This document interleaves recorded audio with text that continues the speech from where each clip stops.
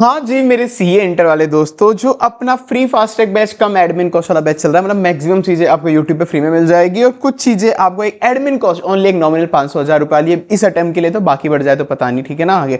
बाकी अभी केवल एडमिन कॉस्ट में आपके लिए फ्री ही फास्ट ट्रैक बैच चल रहा है एक तरीके से यूट्यूब पे। यूट्यूब चैनल आप सब्सक्राइब कर लेना। उसके अंदर अपन चैप्टर नंबर 3 पे पहुंच चुके हैं, जो एज पर आईसीआई मतलब आईसीआई मॉड्यूल के हिसाब से चैप्टर नंबर 2 है। पर अपनी बुक है जो मैंने लिस्ट में लिंक दे रखा है, चैप्टर नंबर 2 है। इस बैच के अंदर भाई मेन चीज ये हो रही है, सर समझना तो है ही, अंडरस्टैंडिंग तो करनी ही पड़ेगी, उसके बिना मार्क्स तो नहीं मिलने वाले हैं, मतलब अंडरस्टैंडिंग, पर साथ में रट्टाफिकेशन भी चाहिए। जब तक आपने exact language, exact points, headers, exact keywords नहीं लिखे, तब तक आपको मार्क्स नहीं मिलेंगे। कटु सत्य है, मान के चलो भाई। कुछ लोग कहते हैं समझ के खुद का लैंग्वेज लिख के आ जाना, मत करना भाई, मार्क्स नहीं मिलेंगे, फिर बाद में तुम पछताओगे और मुझे गलत होगी बिना फालतू। तो इसीलिए रट्टाफिकेशन कंपलसरी है, उसकी जिम्मेदारी भी बोल रहा हूं कि मैं ही ले रहा हूं। इस बेस पे अपना अंडरस्टैंडिंग भी चलेगा, रट्टाफिकेशन भी चलेगा, ठीक है ना। तो चलो शुरू करते हैं चैप्टर नंबर 2 और 3 जो भी बोलो तुम। Audit strategy, planning and program, ठीक है ना। अभी अपन शुरू करते हैं। और एक और चीज भाई साहब, ये अपनी इसी बुक से हो रहा है, जो ओनली 280 पेजेस की बुक से, जिसके अंदर क्वेश्चन और कॉन्सेप्ट दोनों कवर है, पूरी चार्ट टेबल फॉर्मेट में। क्वेश्चन, कॉन्सेप्ट, याद कैसे करना है टॉपिक को, ट्रिक्स, कलरफुल, सब कुछ है इसके अंदर भाई। बेस्ट है, 280 पेजेस के अंदर सब कुछ है। अब ये देखो, ये क्वेश्चन आ गया, इसी के जस्ट नीचे इसका कॉन्सेप्ट भी कवर हो गया, ठीक है ना। और इसको याद करने की ट्रिक क्या है वो भी, तो सब कुछ ऐसे ही है, बिल्कुल अच्छी सी सुंदर सी। बस ये ट्रिक, ये क्वेश्चन, ये कॉन्सेप्ट, सब ऐसे एक साथ कवर है भाई, बेस्ट है। चलो शुरू करते हैं। सर अभी क्या है, इसके अंदर पढ़ेंगे मेनली ए से 300 अपन इसके अंदर पढ़ेंगे, SA 300 planning and audit of financial statement. अपन ने पहले ऐसे 210 कर चुके हैं, SQC1 कर सकते हैं, ऐसे 220 कर सकते हैं, इंट्रोडक्शन क्लास भी कर चुके हैं जिसमें बताया। अब उसके अंदर आप देखो, अब आईसीआई ने बोला है कि आप जब भी कोई ऑडिट करने जाओ, स्टैंडर्ड ऑडिटिंग 300 में बोला, आईसीआई बोलता है भाई आप जब भी कोई ऑडिट करने जाओ, पहले उसके अच्छे से प्लानिंग कर लो। ये नहीं ना आप डायरेक्ट मुंह उठा के ऑडिट करने चले गए, वहां पे जाके देख लो मैं करूं क्या, शुरुआत कहां से करूं, कंपनी धंधा क्या करती होगी, कंपनी का पूरा प्रोसेस क्या है, कंपनी खरीदते किसकी होगी, कंपनी का प्रॉफिट कितना है, कंपनी की सेल कितनी है, वहां जाके आप सब देख रहे हो। अरे ऐसे फिर अब ऑडिट करने पहुंच गए कुछ, पहले सब कुछ प्लानिंग करो अच्छे से। ऑडिट करने के पहले प्लानिंग करो। आपको किसी भी कंपनी की ऑडिट करनी है, बहुत तरह की कंपनियां होती है, रिलायंस है, टीसीएस है, वेदांता है, अडानी है। अब देखो, सबके लिए सेम प्लानिंग नहीं चल सकती, सबके लिए सेम प्रोग्राम नहीं चल सकता। हर कंपनी की ऑडिट अलग तरीके से होगी। क्यों, रिलायंस डील करता है, अज्यूम करो यहाँ पे जियो, मान लो अभी एक बार एग्जांपल के लिए, जियो टेलीकम्युनिकेशन कंपनी है, इसमें अलग चीजें होती है। टीसीएस एक आईटी कंपनी है, वेदांता एक माइनिंग कंपनी है जनरली, अडानी एक मान लो पोर्ट का एग्जांपल लो, इसके पोर्ट चलते हैं जो है। सबका बिजनेस अलग है, सबके रिस्क अलग है, सबका रेवेन्यू अलग है, सबके काम करने का तरीका अलग है। किसी के सेल्स में ज्यादा रिस्क हो सकता है, किसी की परचेस में ज्यादा रिस्क हो सकता है। कोई फिक्स एसेट को ओवर करके दिखा सकता है ज्यादा, कोई प्रॉफिट को कम करके दिखा सकता है। मतलब सब, पूरी कंपनी अलग है, धंधा अलग है, तो सब पे सेम ऑडिट प्रोसेस प्लानिंग नहीं चलेंगे ना। इसीलिए आईसीआई बोलता है अपन को, पहले आप कोई भी ऑडिट करने के पहले अच्छे से उसकी प्लानिंग कर लो। आप अच्छे से डायरेक्ट आ जाके मुंह उठा के ऑडिट करने मत चले जाओ, ठीक है ना। तो अब भाई साहब प्लानिंग में भी ऐसा है कि प्लानिंग को ऐसा नेम देख लो भाई, एलिमेंट्स ऑफ प्लानिंग क्या है। तो प्रीलिमिनरी एंगेजमेंट एक्टिविटी बताऊंगा कि एंगेजमेंट शुरू करने के पहले आपको स्टार्टिंग में क्या करना होता है। जब भी कोई ऑडिट शुरू कर रहे हो, एक्सेप्ट कर रहे हो, एक्सेप्ट करने के पहले उस वक्त क्या करना होता है। तो SQC1 ऐसे 220 में देखा था, वैसे सिमिलर पॉइंट आएंगे आप, ठीक है। और एक प्लानिंग एक्टिविटीज में क्या क्या इंक्लूड होता है, स्ट्रेटेजी भी आएगी और एक प्लान की। प्लानिंग एक्टिविटी एक बड़ा टर्म है, कोई पूछ लेगी प्लानिंग एक्टिविटी क्या होता है, इसका मतलब स्ट्रेटेजी प्लस प्लान को बनाना, ऑडिट की स्ट्रेटेजी बनाना प्लस ऑडिट के प्लान को बनाना, इन दोनों को मिलके बनता है प्लानिंग एक्टिविटी, ये आएगा, ठीक है। तो अभी मैं बताता हूं क्या ऑडिट, क्या और स्ट्रेटेजी होती है, क्या प्लान होता है, क्या प्रोग्राम होता है। ओवर बनता कैसे ये बताओ। पहले अपन को ऑडिट का ऑब्जेक्टिव तय करना होता है। मैं ऑडिट क्यों कर रहा हूं, क्योंकि मुझे अपना ऑब्जेक्टिव क्या है, ऐसे 200 बताता है, overall objective of independent auditor to conduct an audit according SA to obtain a reasonable assurance, to obtain a reasonable assurance मिल जाए कि एफएस फ्री है मटेरियल मिस स्टेटमेंट से। तो मेरा ऑब्जेक्टिव ये है, ठीक है, मेरा ऑब्जेक्टिव ये है कि मुझे एफएस में कोई गलती नहीं हो, मटेरियल वो चेक करना है। अब मेरे को उसके पहले सबसे पहले स्ट्रेटेजी बनानी है, स्ट्रेटेजी के हिसाब से प्लान बनाना है, प्लान के बाद प्रोग्राम बनाना है। पहले स्ट्रेटेजी बनेगा, फिर प्लान बनेगा, फिर प्रोग्राम बनेगा, फिर उसके बाद फाइनली मैंने मतलब अभी तक थ्योरेटिकल चीजें कर ली पूरी, मतलब सोच समझ के प्रोग्राम बना लिया, प्लान बना लिया, कैसे ऑडिट करनी है, कैसे प्लानिंग करनी है ऑडिट की, कौन बंदा क्या चेक करेगा, कैसे क्या करेगा, फिर फाइनल उसको एग्जीक्यूट करना है, फाइनल उसको एग्जीक्यूट करना है। वो हिस्सा बाद में आएगा, वो मतलब बाद में आएगा कि ये नॉर्मल स्टेजेस होती है ऑडिट की। एग्जीक्यूट मतलब असली में अब ग्राउंड पे जाके सारा काम करना है, असली के अंदर अब ग्राउंड पे जाके सारा काम करना है अपन को, कि अब एग्जीक्यूट करेंगे, जो हमने सोचा समझा पेपर वर्क करा उसको ऐसा करेंगे अब जैसा अपन ने सोचा था, ठीक है ना, ये एग्जीक्यूट करेंगे। तो अब सर ये स्ट्रेटेजी प्लान प्रोग्राम में डिफरेंस क्या होता है, ये तीन तीन चीजें क्यों बना रहे हैं अपन, देखो बहुत ऊपर ऊपर से अगर बताऊं तो वैसे अभी नीचे पूरा डिटेल में आएगा, सब कुछ आएगा, टेंशन ना लो, पर एक बार बेसिक एग्जांपल बेसिक अंडरस्टैंडिंग ले लो, जिससे सामान क्लियर हो जाएगा तुमको। स्ट्रेटेजी प्लान फिर बनता है प्रोग्राम ऑडिट का। स्ट्रेटेजी में डिफाइन होता है एक बहुत ही ऊपर का ब्रॉड व्यू, ऊपर ऊपर से कि लगभग ऑडिट ऐसे करनी चाहिए, इस तरीके से करनी चाहिए, हमारा एम क्या है, ऊपर से सब कुछ सोचते हैं, नहीं कि ऊपर से अपन सोच लेते हैं यहाँ मेरे को सीए करनी है तो चलो पहले मैं एफआर कर लूंगा, फिर डीटी कर लूंगा, फिर ये कर लूंगा, फिर ऑडिट कर लूंगा, ऊपर से मैं सोच लेंगे यहाँ ये कर लूंगा मेरा कवर हो जाएगा। फिर प्लानिंग डिसाइड होगी अब अच्छे से कि अब मेरे को एफआर कैसे पढ़नी है, डीटी कैसे पढ़नी है, ये किससे पढ़नी है, फिर प्रोग्राम बनेगा आपका और डिटेल में। अगर एक एग्जांपल बिल्कुल बेसिक तुम्हारा सीए का एग्जांपल लेकर दूं, क्या मैं तुमको सीए पास होना है, तुम्हारा ऑब्जेक्टिव होता है सीए पास होना है, तुमने स्ट्रेटेजी बना ली है कि भाई मेरे को पता है कि फर्स्ट ग्रुप के अंदर मैंने एफआर और एसएफएम और ऑडिट पढ़ के कोर्स के अंदर, तो मैं ना एफआर एसएफएम में अगर मैं 60 मार्क्स ले आता हूँ ऑडिट के अंदर, अगर वहाँ पे इसमें भी 60 लाने पड़ेंगे तो फेल हो जाऊंगा, मतलब यहाँ पे तो अपन को इसके अंदर जस्ट अ सेकेंड, हाँ तो अपन को किसमें 150 मार्क्स चाहिए वैसे ही पास होने के लिए, अपन को इसमें 180 मार्क्स हो रहे हैं, तो या फिर अपन को एक कर लेते हैं, मेरी एसएफएम वीक है, मैं एसएफएम में 40 मार्क्स ले आता हूँ, ठीक है ना, तो मेरे को मेन फोकस देना है एफआर और ऑडिट पे। तो तुम्हारी स्ट्रेटेजी बन गई, मेरा मेन फोकस है कि पास होने के लिए एफआर और ऑडिट पे करूंगा, छोटा मोटा एसएफएम पे फोकस दे दूंगा कि 40 मार्क्स आ जाए, पास होना है मुझे और बाकी कुछ नहीं करना। ये तुम्हारी स्ट्रेटेजी बन गई, ऊपर से भाई मेरे को करना। अब प्लानिंग में तुमने और डिटेल में देखा कि भाई एफआर में बेस्ट टीचर कौन सा है, बेस्ट कुक कौन सा है, बेस्ट टीचर बेस्ट बुक देख लिया, इसे से करना है, ये मैंने प्लानिंग कर ली कि अब ये मैं क्लास इतना बजे देख के ये कर लूंगा। एसएफएम में बेस्ट टीचर बेस्ट क्लास कौन सा है, ऑडिट में तो आपको हेमंत सर ही है, बेस्ट बुक बेस्ट क्लास वही है। तो अब वो डिटेल में तुमने और डिटेल में उसको बना लिया कि मैं ऐसे इनको करूंगा, ओ डिटेल में कर लिया। फाइनली प्रोग्राम ओ डिटेल के अंदर बनेगा कि अब इसके अंदर ऑडिट के अंदर भी 12 चैप्टर 11 चैप्टर है, इस 11 चैप्टर को मैंने टुकड़ों में तोड़ा, इसके मार्क्स का वेटेज इतना था, तो ये वाला चैप्टर मैं हेमंत सर की इस वाली बुक से करूंगा, ये वाला मैं हेमंत सर की कल क्वेश्चन बैंक से करूंगा, ये वाला मैं एमसीक्यू से करूंगा। हर एक चैप्टर को कैसे डिटेल के अंदर प्रोग्राम, हर एक के अंदर उसके ऊपर ओवरव्यू हो गया, ठीक है ना। तो ये हो गया जनरली स्ट्रेटेजी प्लान प्रोग्राम तुम्हारा। अब ऑडिट के केस के अंदर अगर मैं तुमको बात करूं अगर थोड़ी बहुत, तो स्ट्रेटेजी के अंदर अपन ऑडिट में डिसाइड करते हैं एसटीडी डिसाइड करते हैं, scope timing and direction of audit, scope timing and direction of audit. Strategy जब बनाते हैं अपन उसके अंदर देखते हैं कि मेरी ऑडिट का स्कोप क्या क्या है, मेरे को क्या क्या कवर करना है, मेरे को डेटर भी चेक करना है, सेल्स भी चेक करना है, रिवेन्यू भी चेक करना है, मतलब सेल्स रेवेन्यू सेम हो गया, एक्सपेंस भी चेक करना है, सब मेरा स्कोप क्या क्या है, मेरे को क्या क्या चीज चेक करनी है। तो स्ट्रेटेजी में वो डिसाइड कर लेता हूं मैं कि हाँ मेरे को ये चीज चेक करनी है, ये तो इमटेरियल है, तो छोटी छोटी चीज को क्या चेक करूं, मेरा स्कोप ये है, मेन ये चेक करना है, ठीक है, मुझे मेन ये चेक करना है, डेटर इसके अंदर मेन है, लोन्स मेन है, एसेट मेन है, रिवेन्यू मेन है, ये मेरा स्कोप हो गया एक तरीके से।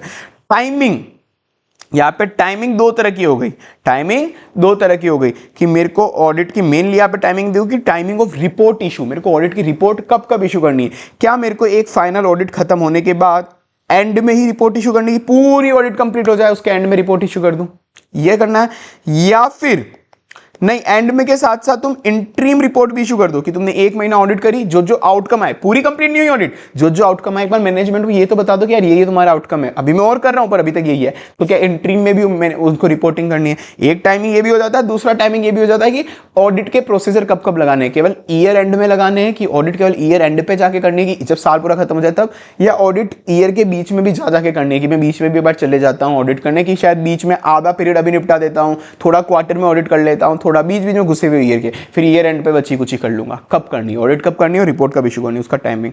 और एक डायरेक्शन कि ऑडिट जनरली कैसे करनी है, एक नॉर्मल डायरेक्शन ओवरव्यू बना लो कि मेरे स्टाफ को क्या डायरेक्शन देने की, भाई सेल्स को कैसे चेक करना है, सेल्स के लिए तो ईवे बिल चेक कर लेना जनरली, मतलब तेरे को सेल्स में ओवरऑल देखना है कि तेरा सेल्स के बोगस बिल नहीं होने चाहिए, तो उसके लिए जो प्रोसेसर होने वो लगा दे। एक डायरेक्शन कि देखो सेल्स ऐसे चेक करनी है, वो ऐसे करनी है, सबको डायरेक्शन दे रही ऑडिट कैसे करनी है। तो एसटीडी याद कर लो, STD scope timing direction check बनाना है। और प्लेन के अंदर अब जनरली बनाते हैं और डिटेल स्ट्रेटेजी के हिसाब से प्लान बनता है और प्लान के हिसाब से प्रोग्राम बनेगा, तीनों इंटररिलेटेड है, ठीक है। तो अब स्ट्रेटेजी बना ली तो उस हिसाब से अपन प्लान बनाएंगे, स्ट्रेटेजी बनाने के बाद प्लान बनाएंगे अपन।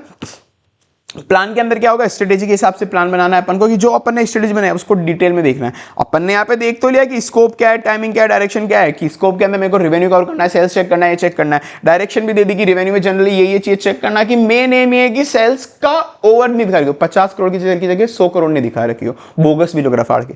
तो अब ये कैसे करना है उसका डिटेल बना के इसमें अपन जनरली डिसाइड करते हैं, ये अपन डिस्कस कर चुके हैं, NTE of audit procedure. NTE of audit procedure क्या है, ये ऑडिट प्रोसीजर कि अपन को कौन कौन से ऑडिट प्रोसीजर लगा के, मतलब क्या प्रोसेस कराना है, कैसे अपन को करना, कैसे क्या क्या प्रोसेस करूं, मेरे क्या एज एन ऑडिटर में क्या प्रोसीजर लगा उनको चेक करने के लिए। एन का मतलब अपन ने पढ़ा हुआ है, ये फर्स्ट क्लास में अपन ने पढ़ा था।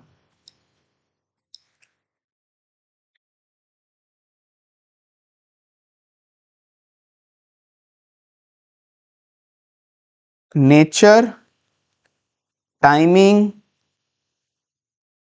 And extent of audit procedure, कि मेरे को ऑडिट प्रोसीजर कैसे लगाने, इसमें जनरली ये डिफाइन होता है कि मतलब मेरे को जब चेकिंग करनी है तो मेरे को क्या क्या चेकिंग करनी है। मेरे को चेकिंग करनी है नेचर ऑफ ऑडिट प्रोसीजर क्या होगा मेरा, कि क्या मैं सिर्फ इनवॉइस को ही चेक करूंगा, कि मेरे को इनवॉइस ही चेक करने हैं, कि जो कंपनी ने सेल्स के इनवॉइस चेक करे, मतलब सेल्स इशू, सेल्स चेक करनी है तो कंपनी ने ड्यूरिंग द ईयर सेल्स जब करता है तो कोई इनवॉइस इशू करता है, तो क्या मेरे को केवल इनवॉइस ही चेक करना है कि मैं केवल इनवॉइस चेक करके आ जाऊं, या मुझे सेल असली में हुई है या नहीं है उसका एक्सटर्नल कंफर्मेशन भी लेना है, कि सामने वाली पार्टी को कंफर्मेशन भेजूं, भाई हमारी जो जिस कंपनी की मैं ऑडिट कर रहा हूं वो बोल रही है कि तेरे को 2 करोड़ की सेल करी है, तू कंफर्म करके देगा क्या असली में तेरे को 2 करोड़ की सेल करी है इन्होंने। तो क्या करना है, केवल इनवॉइस, इनवॉइस क्योंकि इनवॉइस तो बोगस भी इशू हो सकते हैं ना, कंपनी कितने भी इनवॉइस इशू कर दे कैसे होगा, पर एक्सटर्नल कंफर्मेशन थोड़ा रिलायबल होगा, सामने वाले से आया है, वो सामने वाले से आया तो वो क्यों झूठ बोलेगा, जनरली क्यों झूठ बोलेगा, रिलेटेड पार्टी हुई तो बात अलग है।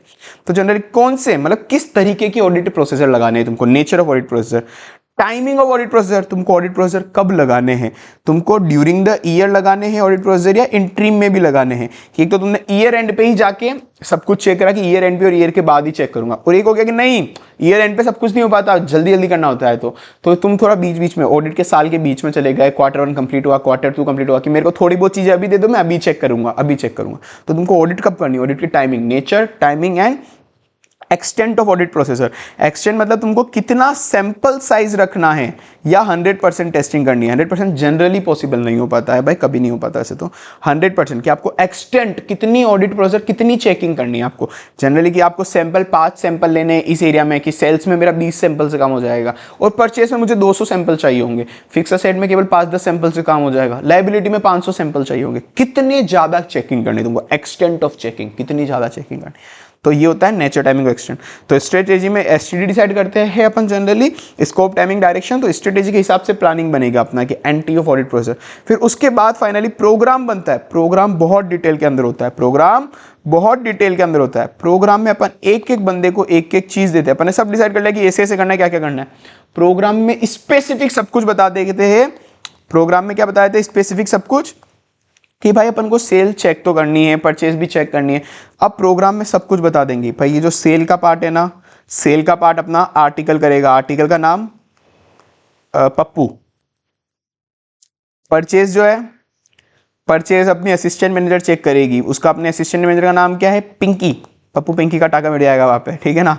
तो पप्पू पिंकी, और ये सेल कब चेक करने जाएगा, ये सेल चेक करने जाएगा Q1 में ही चेक करने चले जाएगा, इस तारीख को सेल चेक करने जाएगा, स्पेसिफिक डेट को, और ये उस वक्त कंप्लीट हो जाएगा। पिंकी ईयर एंड पे जाएगी चेक करने, क्योंकि दोनों का टाका नहीं भिड़ाना, तो ईयर एंड पे जाके इसे से परचेज। सेल को कैसे चेक करनी है, सेल के अंदर इस बंदे को सेल इनवॉइस चेक करने हैं, एक्सटर्नल कंफर्मेशन लेनी है, इस बंदे को उन सबसे ईवे बिल होता है, जीएसटी में इशू होता है, ईवे बिल भी लेना है, और सामने वाले का परचेज ऑर्डर भी लेना है, जितने भी कॉरेस्पॉन्डेंस, पूरा प्रोग्राम लिख दिया कि कैसे कैसे चेक करना है, कब तक कंप्लीट करना है, क्या करना है, सब कुछ डिटेल में हर एक एरिया के अंदर की सेल ये बंदा चेक करेगा, इस ईयर की करेगा, इस एंटिटी की करेगा, ऐसे ऐसे प्रोसीजर लगाएगा, पिंकी ये करेगी, पूरा प्रोग्राम लिख के रख दिया सब कुछ, कि ये आर्टिकल करेगा, ये बंदा करेगा, सब डिफाइन कर दिया, डिटेल में पूरा प्रोग्राम बना दिया। ठीक है, तो ये होते हैं अपना तो अब शुरू से अपन चलते हैं, पहले स्ट्रेटेजी बनाते हैं, फिर प्लान, फिर प्रोग्राम, फिर एग्जीक्यूट। तो अपन पहले स्ट्रेटेजी शुरू करते हैं, ये वाले पढ़ लेंगे अभी, ये वाला भी पढ़ लेंगे, आ जाएगा। पहले स्ट्रेटेजी पे शुरू करते हैं। तो स्ट्रेटेजी क्या होता है, मैंने कहा था एसटीडी डिसाइड करना किसी की भी,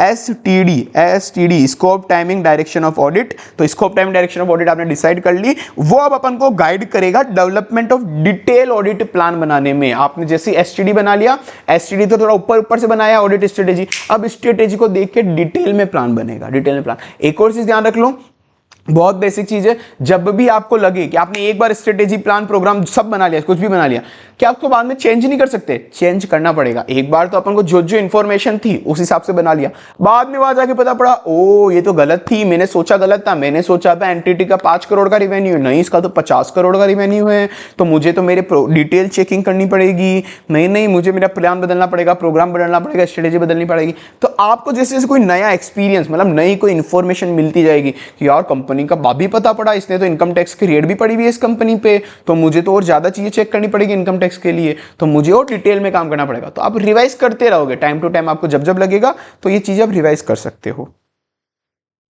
तो अब ये देखो आपको क्या फैक्टर ध्यान में रखने हैं ओवरऑल ऑडिट स्ट्रेटेजी बनाते वक्त। स्ट्रेटेजी बनानी है तो आपको क्या क्या फैक्टर दिमाग में रखने हैं, इसकी नॉर्मल तो याद करने का है। सीईओ रामप्रसाद कंपनी की स्ट्रेटेजी बनाएगा, सीईओ रामप्रसाद कंपनी की स्ट्रेटेजी बनाएगा, सीईओ रामप्रसाद कंपनी की स्ट्रेटेजी बनाएगा। देखो वैसे तो मैं तुमको क्लास में याद कराते जा रहा हूं, बाकी बहुत जल्दी आप एक बार टेलीग्राम चैनल याद से सब्सक्राइब करना, यूट्यूब चैनल सब्सक्राइब करना, टेलीग्राम तो याद रखे, ठीक है ना। आपको बहुत जल्दी मैं निमोनिक क्लास भी लाने वाला हूं, जिसमें जितनी भी ट्रिक्स है सब कुछ उसमें केवल याद कराऊंगा, ट्रिक्स से सब कुछ याद कराऊंगा, वो जल्दी आने वाली है। सीईओ रामप्रसाद कंपनी की स्ट्रेटेजी बनाएगा, सीईओ रामप्रसाद कंपनी की स्ट्रेटेजी बनाएगा, सीईओ रामप्रसाद, सीईओ। सी से characteristic of engagement. Audit strategy मेरे को क्या चीजें दिमाग में रख के बनानी होती है, मेरे को देखना पड़ेगा किसी भी कंपनी की मैं अगर ऑडिट स्ट्रेटेजी बना रहा हूं तो मैं देखूंगा वो कैरेक्टरिस्टिक क्या है उस एंगेजमेंट का, कि वो एंगेजमेंट में मेरे को क्या क्या चीजें कवर करनी है, मेरे को क्या सेल चेक करनी है, मेरे को क्या परचेस चेक करनी है, कंपनी पे कौन कौन से कंपनीज एक्ट लगता है, इनकम टैक्स एक्ट लगता है, तो मतलब मैं ये ऑडिट कर क्यों रहा हूं, मेरा क्या स्कोप है इस चीज में। तो पहले ये सब चीज ध्यान रखो ना, मेरे को क्या क्या चीज चेक करनी है, मेरा क्या स्कोप है, तो उस हिसाब से मैं स्ट्रेटेजी बनाऊंगा। तो characteristic of engagement, efforts, team के एफर्ट्स, मेरे को वो फैक्टर ध्यान में रखने की यार ये वाला एरिया रिस्की है, सेल्स रिस्की है, परचेज रिस्की है, असेट रिस्की है, तो कौन कौन से एरिया रिस्की है, कौन कौन से एरिया रिस्की है, जिस एरिया की वजह से मेरे एंगेजमेंट टीम को मैं बोलूंगा भाई इधर ज्यादा ध्यान दे, इधर सिग्निफिकेंट एफर्ट लगेंगे, यहां पे फ्रॉड होने की चांसेस ज्यादा है, तो मैं पहले ही सोचूंगा यार ये रिलायंस इंडस्ट्री के अंदर जियो का है, जियो के अंदर हो सकता है कि इन्होंने बोगस टावर्स दिखा रखे, उनके टावर होते हैं रिलायंस इंडस्ट्री के, तो वो टावर्स इन्होंने अगर बुक्स में दिखा रखे तो फेक असेट्स है, तो फेक असेट हो सकती है कि उन्होंने जबरदस्ती दिखा दिए, तो मेरे को उधर फिजिकल चेकिंग करके आनी पड़ेगी, तो वहां पे मेरे एंगेजमेंट टीम के सिग्निफिकेंट एफर्ट लगेंगे। स्ट्रेटेजी में मैं सब डिसाइड कर लूंगा, तो कौन कौन से फैक्टर्स सिग्निफिकेंट होंगे एंगेजमेंट टीम के एफर्ट्स को डायरेक्ट करने के लिए, इधर तुम काम ज्यादा करो, इधर कम काम करो। रिपोर्टिंग ऑब्जेक्टिव, कि मेरा रिपोर्टिंग का ऑब्जेक्टिव क्या रहेगा, मेरे को रिपोर्ट कब इशू करनी है, मतलब रिपोर्टिंग का ऑब्जेक्टिव मेरे को रिपोर्ट कब, कि मैनेजमेंट को फाइनल रिपोर्ट देनी पड़ेगी ना, ऑडिट कंप्लीट होने के बाद ऑडिट रिपोर्ट देनी पड़ेगी, तो मेरे को रिपोर्ट कब इशू करनी है, क्या मेरे को इंटरिम डेट पे भी रिपोर्ट देनी है, क्या इंटरिम डेट पे, कि केवल या तो ईयर एंड पे ही आके रिपोर्ट दूं मैं या नहीं, आप वो मैनेजमेंट ने बोला है भाई एक ईयर एंड बिल्कुल ऑडिट खत्म होने के बाद नहीं, तुम बीच बीच में भी मेरे साथ मीटिंग बिठाओ और मुझे बताते रहो कि अभी हमने ऑडिट में ये कर लिया, बीच बीच में ही बताते रहो। तो रिपोर्टिंग ऑब्जेक्टिव क्या है, और मेरा फाइनल रिपोर्टिंग का ऑब्जेक्टिव भी एक ये भी आ जाएगा कि मेरे को क्या रिपोर्ट करना है, मेरे को केवल सेल्स चेक करनी है, मेरे को डेटा चेक करना है, या फिर मेरे को सब कुछ रिपोर्ट, मेरा फाइनल ऑब्जेक्टिव क्या है मेरा रिपोर्टिंग।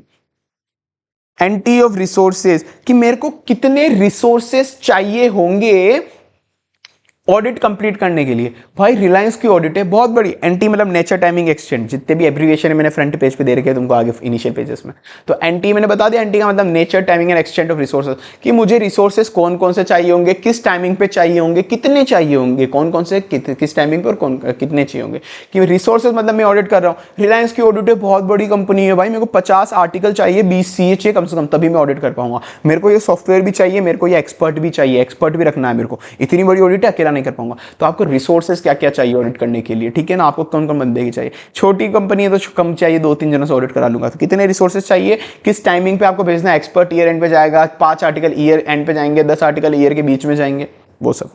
प्रिलिमिनरी वर्क की आपको नॉलेज, मतलब ये कि आपको अभी मैं नीचे बताऊंगा, जैसे अभी आपने एक SQC1 ऐसे 220 पढ़ा था, उसमें था ना कि प्रिलिमिनरी एक अपन को काम करना पड़ता है कि कभी भी कोई भी असाइनमेंट एक्सेप्ट करना है नहीं करना, कुछ प्रिलिमिनरी चीजें चेक करनी होती है कि सामने वाला सामने वाले का इंटीग्रिटी होनी चाहिए, अपन कंपिटेंट भी होने चाहिए और अपन के अंदर वो इथिकल रिक्वायरमेंट भी पूरी होनी चाहिए। तीनों पॉइंट पढ़े थे। तो सामने अपन ने कुछ एक्टिविटी परफॉर्म करी तो उससे पता पड़ा कि सामने वाला मैनेजमेंट में इंटीग्रिटी इतनी अच्छी नहीं है, मैं इतना ज्यादा कंपिटेंट हूं नहीं। तो अगर मैनेजमेंट में इंटीग्रिटी अच्छी नहीं है, वो मेरे को पता पड़ गया, तो मैं उस हिसाब से ज्यादा ऑडिट प्रोसेसर लगाऊंगा। और मैं इतना कंपिटेंट नहीं हूं तो मुझे बाहर के एक्सपर्ट लाने पड़ेंगे।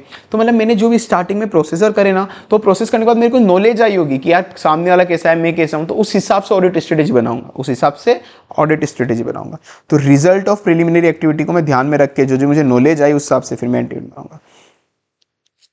तो सीईओ राम प्रसाद, सी से कैरेक्टरिस्टिक, सी साथ साथ बोलो, सी से कैरेक्टरिस्टिक ऑफ एंगेजमेंट, सी से कैरेक्टरिस्टिक, ई से एफर्ट, टीम के एफर्ट, सीईओ, ओ से ऑब्जेक्टिव, आर से resources, NT of resources, P से प्रिलिमिनरी वर्क, अभी अपने पढ़ा था रिपोर्टिंग ऑब्जेक्टिव। तो रिपोर्टिंग ऑब्जेक्टिव के एग्जांपल क्या है कि मतलब क्या क्या रिपोर्टिंग का ऑब्जेक्टिव टाइमिंग आपका हो सकता है, उसका एग्जांपल क्या है आपका। तो इसको पहले समझा देता हूँ फिर याद करा देता हूँ, मतलब इसको पढ़ा देता हूँ, ज़्यादा कुछ है नहीं इसके अंदर। कि आपको स्ट्रेटेजी बनाते वक्त आपको ध्यान रखना है कि आपका टाइम टेबल क्या है रिपोर्टिंग का, आपको रिपोर्टिंग कब करनी है, केवल इंट्रीम में करनी है, फाइनल में करनी है, मतलब बीच बीच में भी जाकर उसको बताना है फाइनल में, मतलब तो उस हिसाब से स्ट्रेटेजी बनाऊंगा मैं ऑडिट करने की। जब मुझे ये पता पड़ जाएगा मेरे को रिपोर्ट कब करनी है उसको सामने वाले को, क्या आपको बार बार बीच बीच में मीटिंग कब ऑर्गेनाइज करनी है मैनेजमेंट TCW के साथ, सामने वाले क्लाइंट के साथ मीटिंग कब ऑर्गेनाइज करनी है,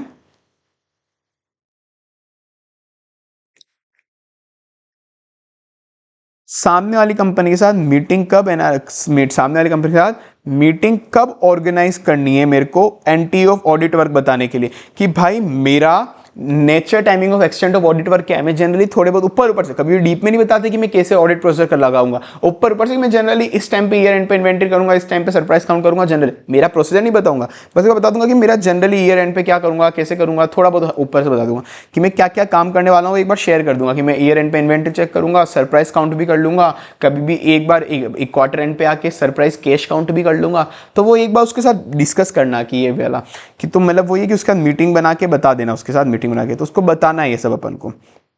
दूसरा फिर अपन को कि यही कि एक तो टाइम टेबल रिपोर्टिंग का इंट्रीम होगा, फाइनल होगा, मीटिंग उसका ऑर्गेनाइज करो, साथ में मैनेजमेंट TCWG को बताना पड़ेगा ना कि मैं रिपोर्ट का एक्सपेक्टेड टाइम और टाइपिंग क्या होगा, कि मैं किस तरह की रिपोर्ट इशू करूंगा, वो क्या होगा। तो वो जो डिस्कशन होगा मैं बोलूंगा कि मैं इस तरह की रिपोर्ट इशू करूंगा, इस टाइम पे करूंगा, तो उससे मेरी ऑडिट स्ट्रेटेजी लेगी। वो बोलेगी नहीं नहीं नहीं नहीं यार आप तो ईयर एंड पे कर रहे हो, मुझे तो 2 बार रिपोर्ट चाहिए, एक बार मिड ईयर में दो, एक बार ईयर एंड पे दो।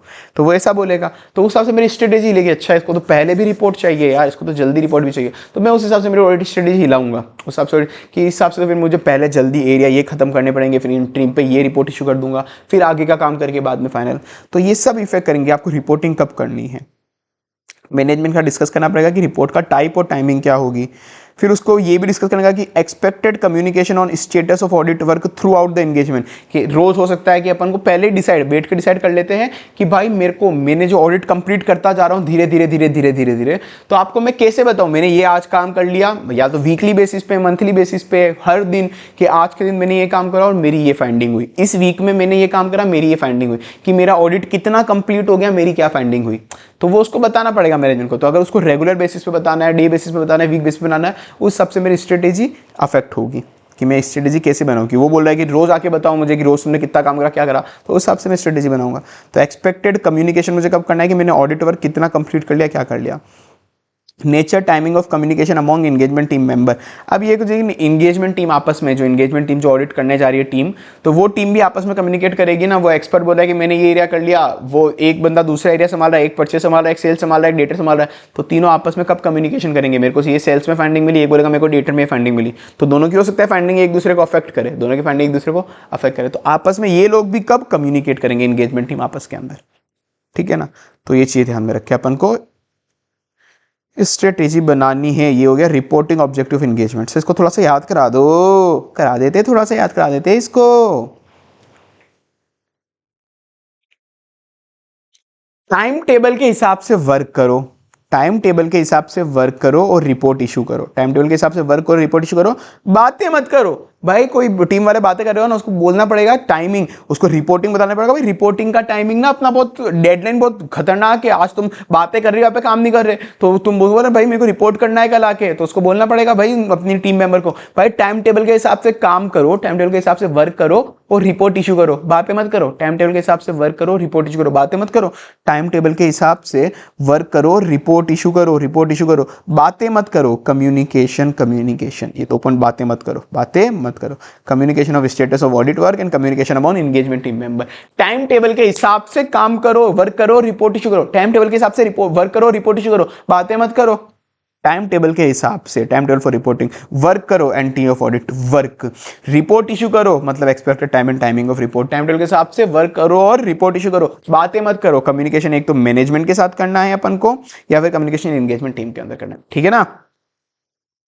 Characteristic of engagement, characteristic of engagement वही कि मेरे को क्या, मेरा स्कोप क्या है, जनरली ये देखना है कैरेक्टरिस्टिक, मेरे को क्या क्या चीजें कवर करनी है, मेरा स्कोप क्या है, मैं इस एंटिटी पे क्या केवल इनकम टैक्स एक्ट लगता है, क्या केवल कंपनीज एक्ट लगता है, या कौन कौन से एक्ट लगते हैं, तो वो सब चीजों के हिसाब से मैं प्लानिंग करूंगा। अच्छे, इस पे कंपनीज एक्ट लगता है तो कंपनीज एक्ट तो ये भी बोलता है करने को, इनकम टैक्स एक्ट लगता है तो इनकम टैक्स एक्ट तो ये भी बोलता है करने को, तो उस हिसाब से मैं ऑडिट करूंगा कि क्या कैरेक्टरिस्टिक है इस ऑडिट इंगेजमेंट की। तो मुझे क्या क्या देखना है कि इस कंपनी में एफआरएफ कौन सा लगता है, इस पे एएस लगता है या इंडेस लगता है, तो जो भी लगता होगा उस हिसाब से ऑडिट करूंगा मैं। इंडेस लगता है तो मुझे उस हिसाब से देखना पड़ेगा अकाउंटिंग सही हुई नहीं हुई, एएस लगता है तो ये देखना पड़ेगा उस हिसाब से कि अकाउंटिंग सही हुई नहीं हुई।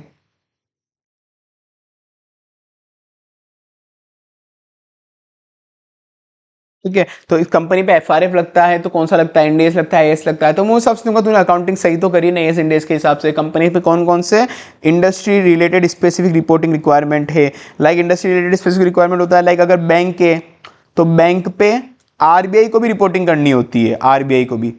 और अगर नॉर्मल कंपनीज एक्ट होता है तो केवल एमसीए सेबी वगैरह को बताना है, तो बैंक है तो आरबीआई को भी रिपोर्टिंग करनी है। यही कोई टेलीकॉम इंडस्ट्री होती है तो टेलीकॉम इंडस्ट्री के अंदर ट्राई होता है, ट्राई जो टेलीकॉम इंडस्ट्री को पूरा संभालता है, ठीक है ना। Telecom regulation regulatory authority of India, try, जैसे आरबीआई होता है बैंक को संभालने के लिए, वैसे ट्राई होता है टेलीकॉम इंडस्ट्री को संभालने के लिए, तो उनको भी कोई रिपोर्टिंग करनी है, तो उनकी रिपोर्टिंग रिक्वायरमेंट क्या है मेरे को वो भी ध्यान में रख के ऑडिट करनी पड़ेगी, ठीक है ना। तो वो सब चीज़ मुझे देखनी पड़ेगी कि ऑडिट में मुझे क्या क्या कवर करना है। तो कि भाई ये एक्ट का भी ध्यान रखना पड़ेगा, एफआरएफ का भी ध्यान रखना पड़ेगा, नेचर ऑफ बिजनेस, बिजनेस का नेचर कितना है वो भी ध्यान में रखना पड़ेगा। तो वो सब चीज़ मुझे देख के ध्यान में रखना पड़ेगा, मतलब कैरेक्टर्स ऑफ एंगेजमेंट मुझे ये देखना पड़ेगा जनरली।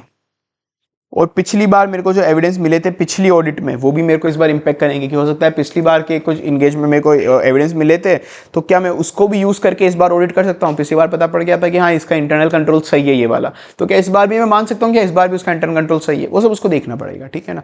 तो अब ये सब चीज़ें देख के कैरेक्टरिस्टिक ऑफ एंगेजमेंट ध्यान रखना पड़ेगा अपन को कि उस पर एफआरएफ को, मतलब उस पर कुल मिला के लो रेगुलेशन वगैरह कैसे लगते हैं, कंपनी का धंधा कैसा है, उस पर लो रेगुलेशन कौन से लगते हैं, कंपनी का धंधा कैसा है, वो देख के ऑडिट करनी पड़ेगी। लो रेगुलेशन कैसे लगते हैं, कंपनी का धंधा कैसा है, वो देख के ऑडिट करनी पड़ेगी। तो अब अपन को कैसे देखना आती है, तुम ऐसे कर लो कि लो रेगुलेशन कौन से लगते हैं, कंपनी का धंधा कौन सा है, उस हिसाब से ऑडिट करनी पड़ेगी, उस हिसाब से ऑडिट करनी पड़ेगी प्रीवियस ऑडिट। या तो ऐसे याद कर लो कि कंपनी में लो रेगुलेशन, एफआरएफ भी एक तरह का लो ही हो गया ना, शेड्यूल 3 इंडेस एज एक तरह का लो ही हो गया, तो कंपनी पे इंडस्ट्री स्पेसिफिक लो रेगुलेशन कौन से लगते हैं या फिर एफआरएफ कौन सा है, तो कंपनी पे लो रेगुलेशन कैसे लगते हैं और उसका कंपनी का धंधा कौन सा है, कंपनी का धंधा कौन सा है उस पर लो रेगुलेशन कैसे लगते हैं, उस हिसाब से ऑडिट करनी पड़ेगी। कंपनी का धंधा कौन सा है उस पर लो रेगुलेशन कैसे लगते हैं, उस हिसाब से ऑडिट करनी पड़ेगी। या तो ऐसे याद कर लो, या फिर तुम ये भी देख सकते हो कि भाई तेरा कैरेक्टर अच्छा नहीं है, कैरेक्टरिस्टिक से कैसे याद है, तेरा कैरेक्टरिस्टिक है, तेरा कैरेक्टर अच्छा नहीं है, तेरा कैरेक्टर अच्छा नहीं है भाई, तेरा पहले ही तेरा नेचर देख लिया था और रिपोर्ट भी कर दिया था, पहले ही तेरा नेचर देख लिया था और रिपोर्ट भी कर दिया। कैरेक्टरिस्टिक की बात आए तो हाँ मेरे को पता है तेरा कैरेक्टरिस्टिक अच्छा नहीं है, पहले ही तेरा नेचर देख लिया था और रिपोर्ट भी कर दिया था, मैंने शिकायत भी कर दी थी, शिकायत मतलब रिपोर्ट भी कर दिया था, पहले ही तेरा नेचर देख लिया था, पहले मतलब प्रीवियस ऑडिट, पहले ही तेरा नेचर देख लिया था और रिपोर्ट भी कर दिया था, रिपोर्ट भी कर दिया था। रिपोर्टिंग रिक्वायरमेंट कौन कौन सी लगती है इस पे, एक तो एफआरएफ लगती है और इंडस्ट्री स्पेसिफिक रिपोर्टिंग रिक्वायरमेंट लगती है। पहले ही तेरा नेचर देख लिया था, रिपोर्ट भी कर दिया था, तेरा मेरे को ऐसे भी कैरेक्टर अच्छा नहीं लगा, तेरा कैरेक्टर अच्छा नहीं लगा, ठीक है। डायरेक्ट एंगेजमेंट टीम एफर्ट्स, कि एंगेजमेंट टीम को किस किस जगह ज्यादा एफर्ट लगाने पड़ेंगे, वो क्या क्या सोच के, मतलब क्या क्या एरिया उसको ध्यान रखना पड़ेगा। अब बेसिक चीजें, जिस जगह वॉल्यूम ऑफ ट्रांजैक्शन ज्यादा होगा उधर लगाने पड़ेंगे। कोई लो रेगुलेशन में चेंजेस आ गए कि यार ये नया लो आया तो इधर ज्यादा एफर्ट लगाओ कि यार इधर लो कुछ चेंज हो गया, कोई नया लो आया, लो में चेंज है, तो बेसिक चीजें वो ज्यादा ऐसा कुछ नहीं है। कि इंडस्ट्री में कोई डेवलपमेंट हुआ है क्या, change in the industry regulation, कि आरबीआई के अंदर बैंक को करता था, आरबीआई एक्ट में कोई भयंकर चेंज आ गया, इंडस्ट्री में कुछ चेंज आ गया, एफआरएफ में कोई चेंजेस आ गए, आप एफआरएफ में कोई चेंजेस आ गए क्या अकाउंटिंग स्टैंडर्ड को लेके, कोई दूसरा लीगल इन्वायरमेंट बदला, इनकम टैक्स एक्ट कोई नया लिया आया, जीएसटी कोई नया आ गया, जीएसटी नया आया था जिस टाइम पे, तो उस वक्त जीएसटी को ध्यान में रख के ऑडिट करनी थी, क्योंकि जीएसटी नया नया आया तो उस वक्त सिग्निफिकेंट एफर्ट लगाने थे कि भाई जीएसटी कंप्लायंस सही से होना चाहिए, नया नया आया है भाई, सही से नहीं कर रही हो शायद कंपनी, तो लीगल इन्वायरमेंट कोई नया आ गया है। वॉल्यूम ऑफ ट्रांजेक्शन विच में determine most efficient for the auditor to rely on internal control, कि वॉल्यूम ऑफ ट्रांजेक्शन कितने ज़्यादा है, क्या मैं इंटरनल कंट्रोल पर रिलाई कर सकता हूँ क्या, या नहीं कर सकता, तो मुझे ज़्यादा एफर्ट लगाने पड़ेंगे उधर भाई, बेसिक चीज़ ये बहुत बेसिक है, ठीक है ना। कुछ नहीं, इंडस्ट्री मतलब कुल मिला के इंडस्ट्री में लो रेगुलेशन में एफआरएफ में कोई चेंजेस आया क्या, इंडस्ट्री में लो रेगुलेशन में एफआरएफ में कोई चेंजेस आया क्या, इंडस्ट्री में लो रेगुलेशन में एफआरएफ में कोई चेंजेस आया क्या, इंडस्ट्री में लो रेगुलेशन में एफआरएफ में कोई चेंजेस आया क्या, इंडस्ट्री में लो रेगुलेशन और एफआरएफ में लीगल इन्वायरमेंट लिए लो रेगुलेशन ही हो गया एक तरीके से।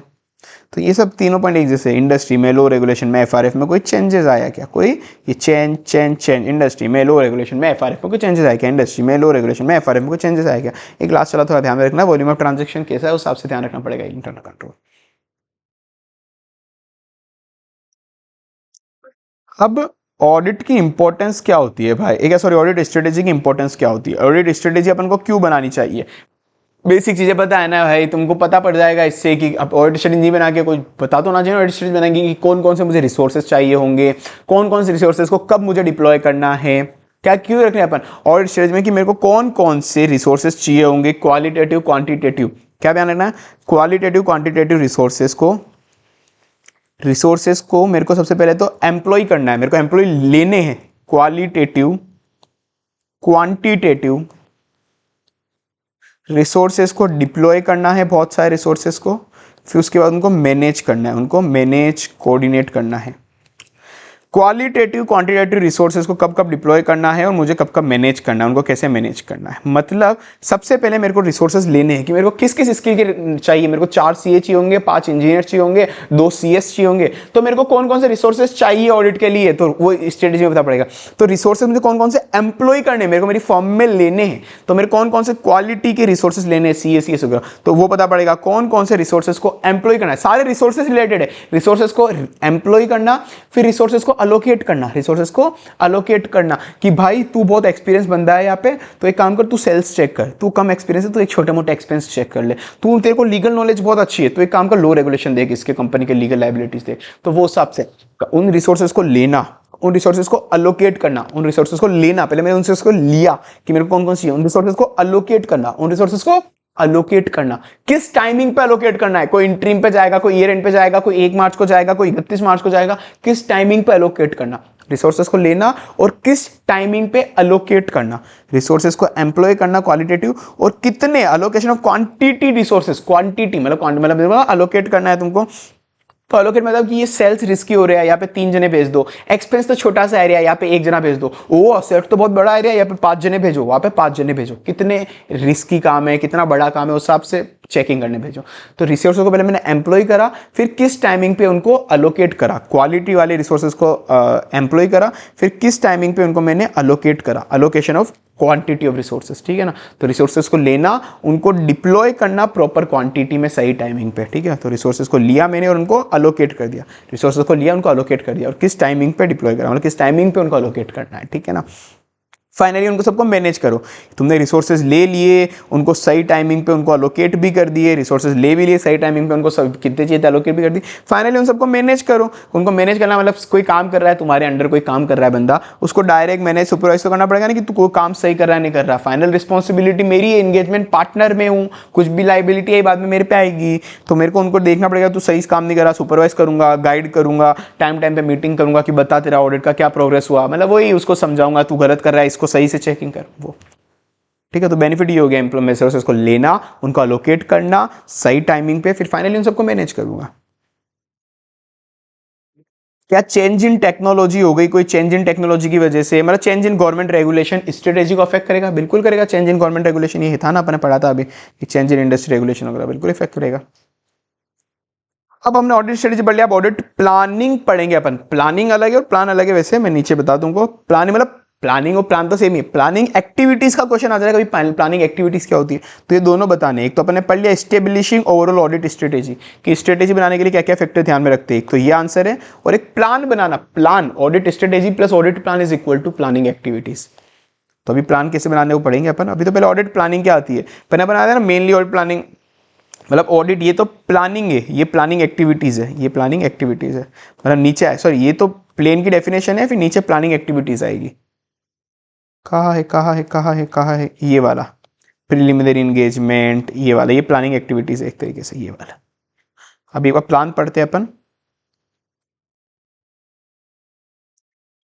ऑडिट प्लान क्या होता है, ये एक रोड मैप होता है कि ऑडिट कैसे करनी है, मैप बना दिया ऑडिट कैसे करनी है। इसमें अपन क्या देखते हैं जनरली, एनटीई ऑफ ऑडिट प्रोसेसर, वो नीचे आ जाएंगे, एनटीई ऑफ ऑडिट प्रोसेसर जो अपन ने ऊपर समझाया था। तो एक रोड मैप होता है कि ऑडिट आपको कैसे करनी है ताकि इफेक्टिवली और इफिशिएंट तरीके से खत्म कर लो आप ऑडिट को। इफेक्टिवली इफिशिएंट, इफेक्टिव मतलब सही अच्छे से जल्दी से जल्दी, इफिशिएंट मतलब अच्छे से अच्छा, इफेक्टिव मतलब जल्दी से जल्दी, इफिशिएंट मतलब अच्छे से अच्छा। कि तब आपको पहले ही सब कुछ स्ट्रेटेजी वगैरह ऑडिट प्लान सब कुछ ऑलरेडी डिफाइन है, तो आप ऑडिट अच्छे से कर पाओगे जितनी अच्छी प्लानिंग होगी।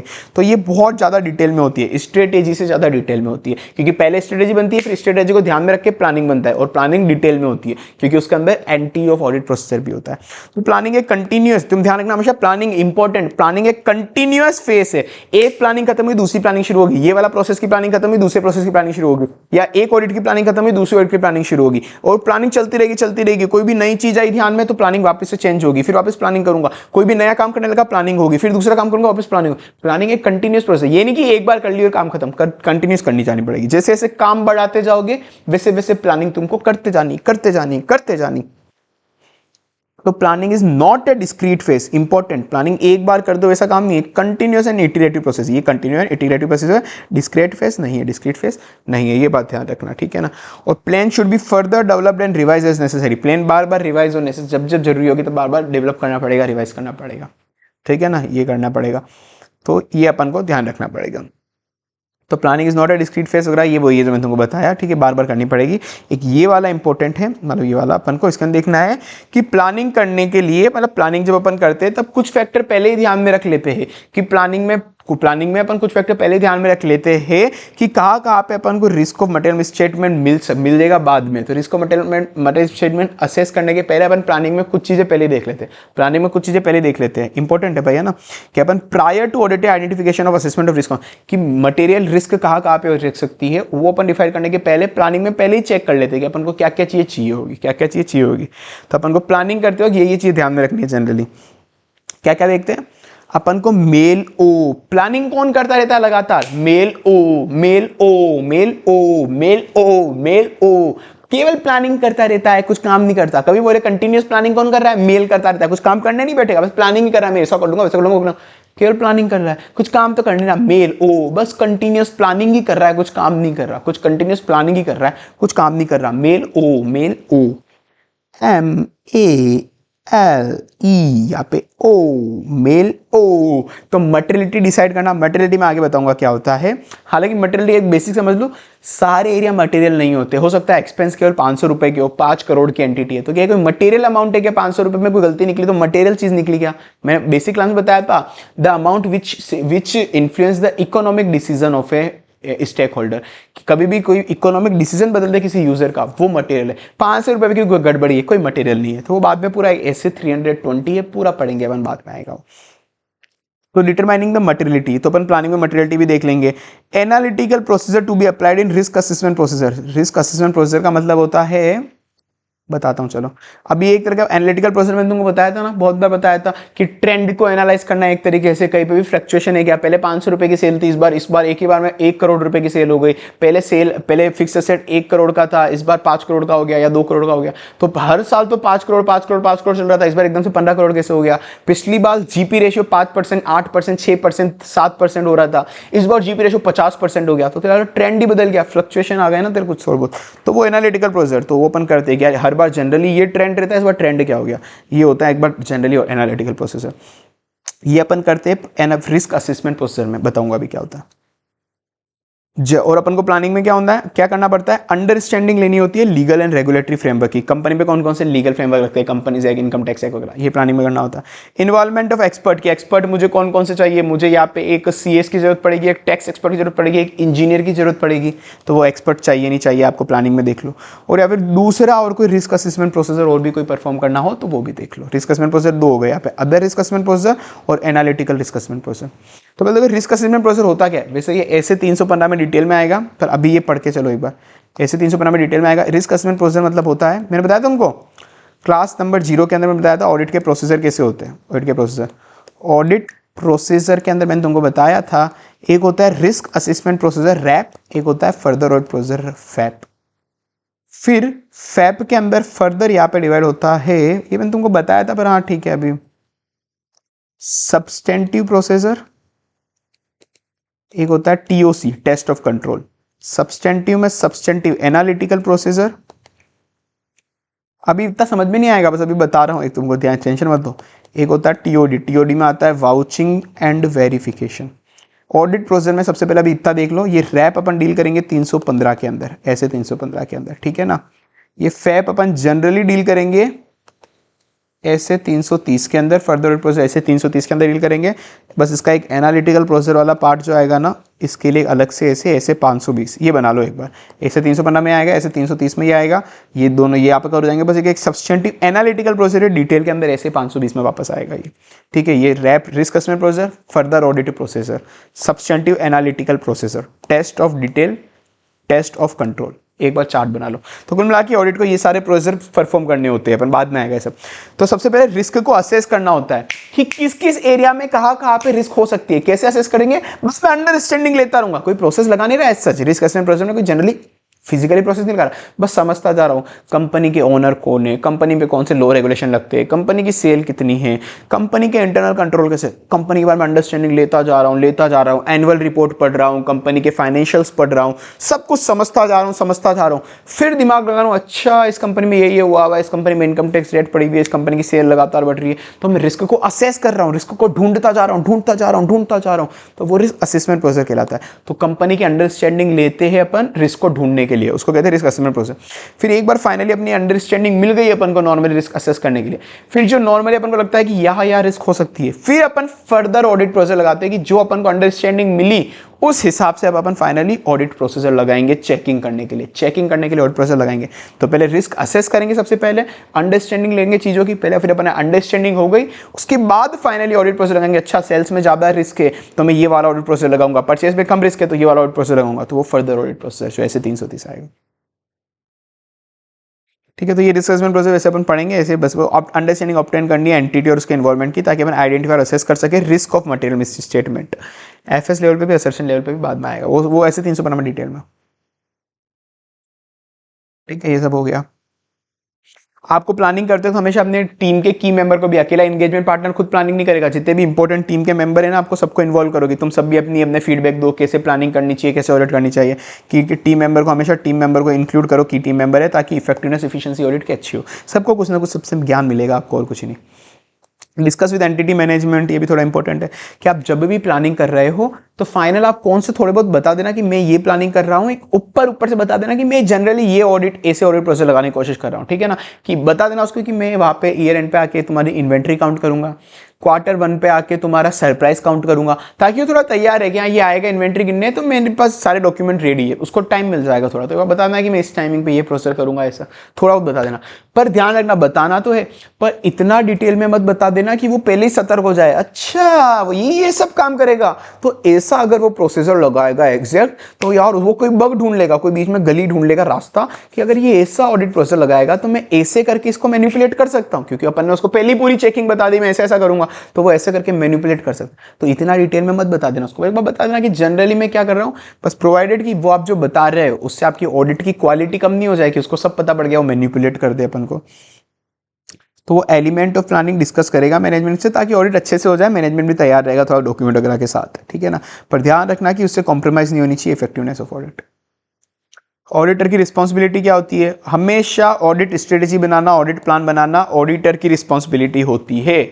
ऑडिटर की रिस्पॉन्सिबिलिटी होती है हमेशा इसकी, तो वो डिस्कस कर सकता है प्लानिंग एंटिटी के मैनेजमेंट के साथ without compromising effective. Final responsibility किसकी होगी? ऑडिट प्लान किसको बनाना है? ऑफकोर्स ऑडिटर को बनाना है strategy plan. Final responsibility engagement partner की रहेगी, ऑडिटर की। ये वही prior to auditor identification of assessment of risk material mixture में उसको क्या क्या करना होता है, ये मेल ओ वाला। क्या उसको कितने एक्सपर्ट चाहिए नहीं चाहिए, क्या ऑडिट प्लानिंग में अपन डिसाइड करते हैं? बिल्कुल करते हैं, ऑडिट प्लानिंग में अपन डिसाइड करते हैं हमको एक्सपर्ट चाहिए या नहीं चाहिए। उसको था कि ऑडिटर ने बोला कि मेरे को कोई सरप्राइज चेक करना था टेस्ट ऑफ कंट्रोल का, तो वो एकदम से आके टपक गया कि अब मेरे को डॉक्यूमेंट दो, सरप्राइज टेस्टिंग करना है। पहले भाई तेरे को सरप्राइज टेस्टिंग करना है तो वो मैनेजमेंट को हाई लेवल को तो बता दे ताकि वो तैयार है डॉक्यूमेंट के साथ। उसने मैनेजमेंट को बताया ही नहीं, एक बार बता के रख कि मैं 15 तारीख को सरप्राइज टेस्टिंग करूंगा, एक टॉप लेवल को बता के रख, तो वो नीचे के बंदों को नहीं बताएंगे पर एटलीस्ट टॉप लेवल को तो बता के रखना चाहिए ना। एक बार बता देता तो डॉक्यूमेंट के साथ तैयार होते। तुम एकदम से काम कर रहे, धंधा कर रहे, तुम एकदम से टपक गए, धंधा करे तुमको संभाले, सीधी बात है यार। तो वो ये गलत है, ऑडिटर ने गलत करा, एकदम से मत टपको, एक बार बता देना चाहिए था उसको। अब ये भी फालतू सा। अब ये बोल रहा है कि finance head of company, company का सामने वाला जिसका अपन ऑडिट करें, वो ऑडिट प्लान और स्ट्रेटेजी बना के ऑडिटर को बोल रहा है कि तुम ये ऑडिट प्लान स्ट्रेटेजी फॉलो करो, चार्टर देना उसको। ऑडिट प्लान और स्ट्रेटेजी हमेशा फाइनल रिस्पॉन्सिबिलिटी ऑडिटर की होती है, वही बनाएगा। में ना प्लानिंग फेज के अंदर in house legal house, company के अंदर जो लीगल टीम बैठती है कंपनी की, कि कौन कौन से लॉयर बैठे होंगे ना उनके, कि उनके कभी कोई केस चल रहा हो, कस्टमर ने केस करा हो तो वो डील करने के लिए, तो कंपनी के भी लीगल केस है, लोग रेगुलेशन कंप्लाई करने के लिए। तो उससे मैं जाके पूछ रहा हूँ कि आपके पास कौन कौन से पेंडिंग लिटिगेशन पड़े, किस किसने आप पे केस करा हुआ है, जिससे मैं असेस कर पाऊँ रिस्क ऑफ मटेरियल मिसस्टेटमेंट, क्योंकि मुझे असेस करना है, आइडेंटिफाई एंड असेस करना है रिस्क ऑफ मटेरियल मिसस्टेटमेंट। तो ऑडिटर क्या करना चाह रहा है? He is identifying and assessing the risk of material misstatement, वो होता है risk assessment procedure. Auditor risk assessment procedure लगा रहा है। अभी आ गया planning process, elements of planning, मतलब वो प्लानिंग एक्टिविटीज जो अपन ने पढ़ देखा था। ये प्लानिंग एक्टिविटी में दो चीज होती है, इस्टेब्लिश, स्ट्रेटेजी बनाते हो क्या क्या चीजें दिमाग में रखनी है, और प्लान डेवलप करते हो क्या क्या चीजें बनाने हैं आपको, ठीक है ना। तो ये तो आएगा नीचे कि ऑलरेडी स्ट्रेटेजी में क्या क्या बनाना होता है, प्लान बनाते हो क्या ध्यान में रखना पड़ता है, सीईओ राम प्रसाद ऊपर पढ़ चुके हैं।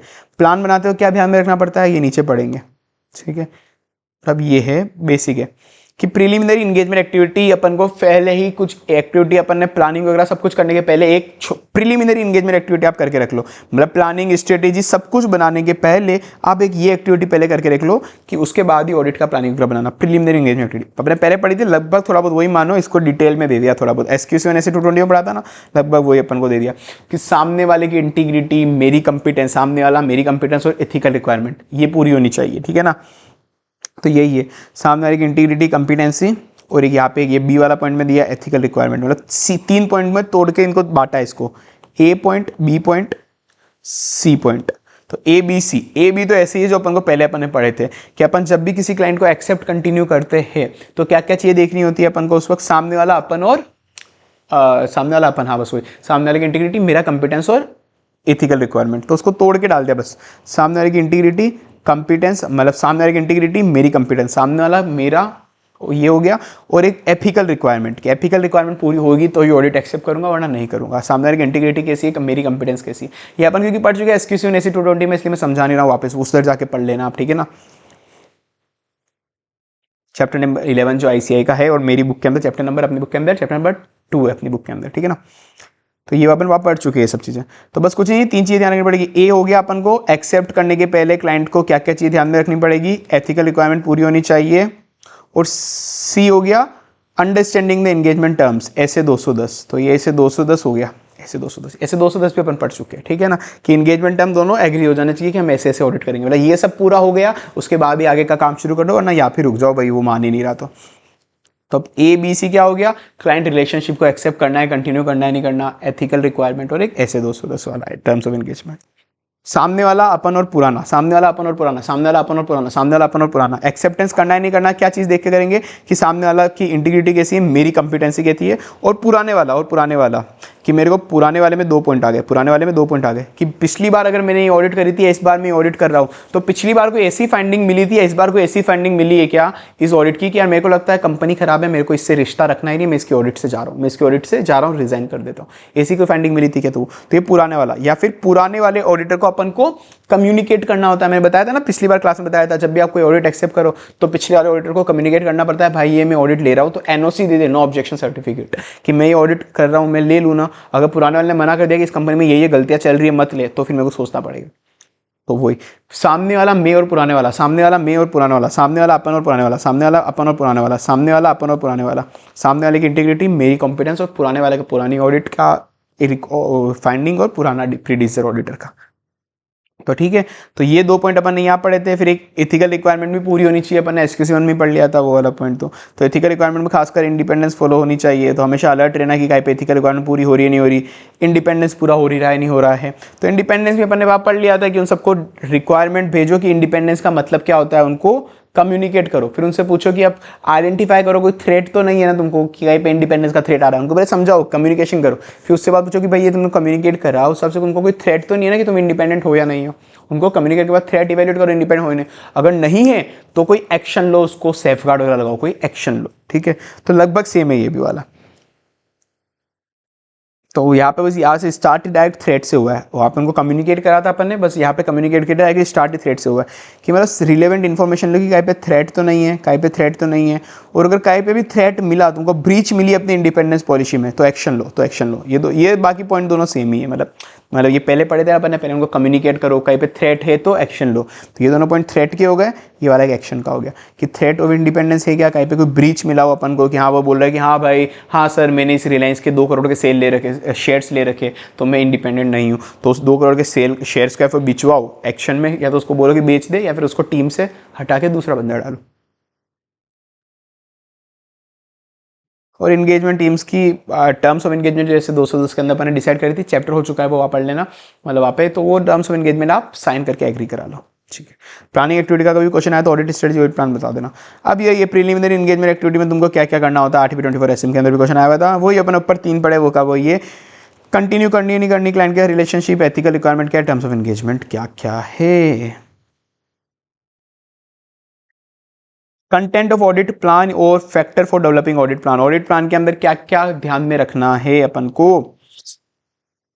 ऑडिट प्लान बनाते हुए मैंने तुमको कहा था उसमें क्या होता है, स्ट्रेटेजी में क्या आता है, एसटीडी, स्कोप टाइमिंग और डायरेक्शन, स्कोप टाइमिंग और डायरेक्शन। इसके अंदर क्या बताया था, anti of procedure, anti of audit procedure. तो बस एंटी ऑफ प्रोसीजर में जिस भी तरह के प्रोसेसर होते हैं, मैंने तुमको अभी प्रोसेसर बताया था क्या क्या होते हैं, risk assessment procedure, further audit procedure, और कुछ होते हैं अदर ऑडिट प्रोसीजर, मतलब वो बिल्कुल रेसिडुअल अलग से। तो मेन प्रोसीजर क्या होता है, risk assessment procedure, further audit procedure. मैंने वो चार्ट बनाया था अभी तुमको ऊपर ही, risk assessment procedure, further audit procedure का नेचर, टाइमिंग, एक्सटेंड, कि मेरा क्या नेचर होगा, मैं उसको किस तरीके से परफॉर्म करूंगा, किस टाइमिंग पे मैं वो प्रोसीजर परफॉर्म करूंगा, कितना परफॉर्म करूंगा, नेचर मतलब नेचर किस तरीके से, मेरे को केवल सेल्स का इनवॉइस चेक करना है या एक्सटर्नल कंफर्मेशन भी लेनी है सामने वाले से, nature.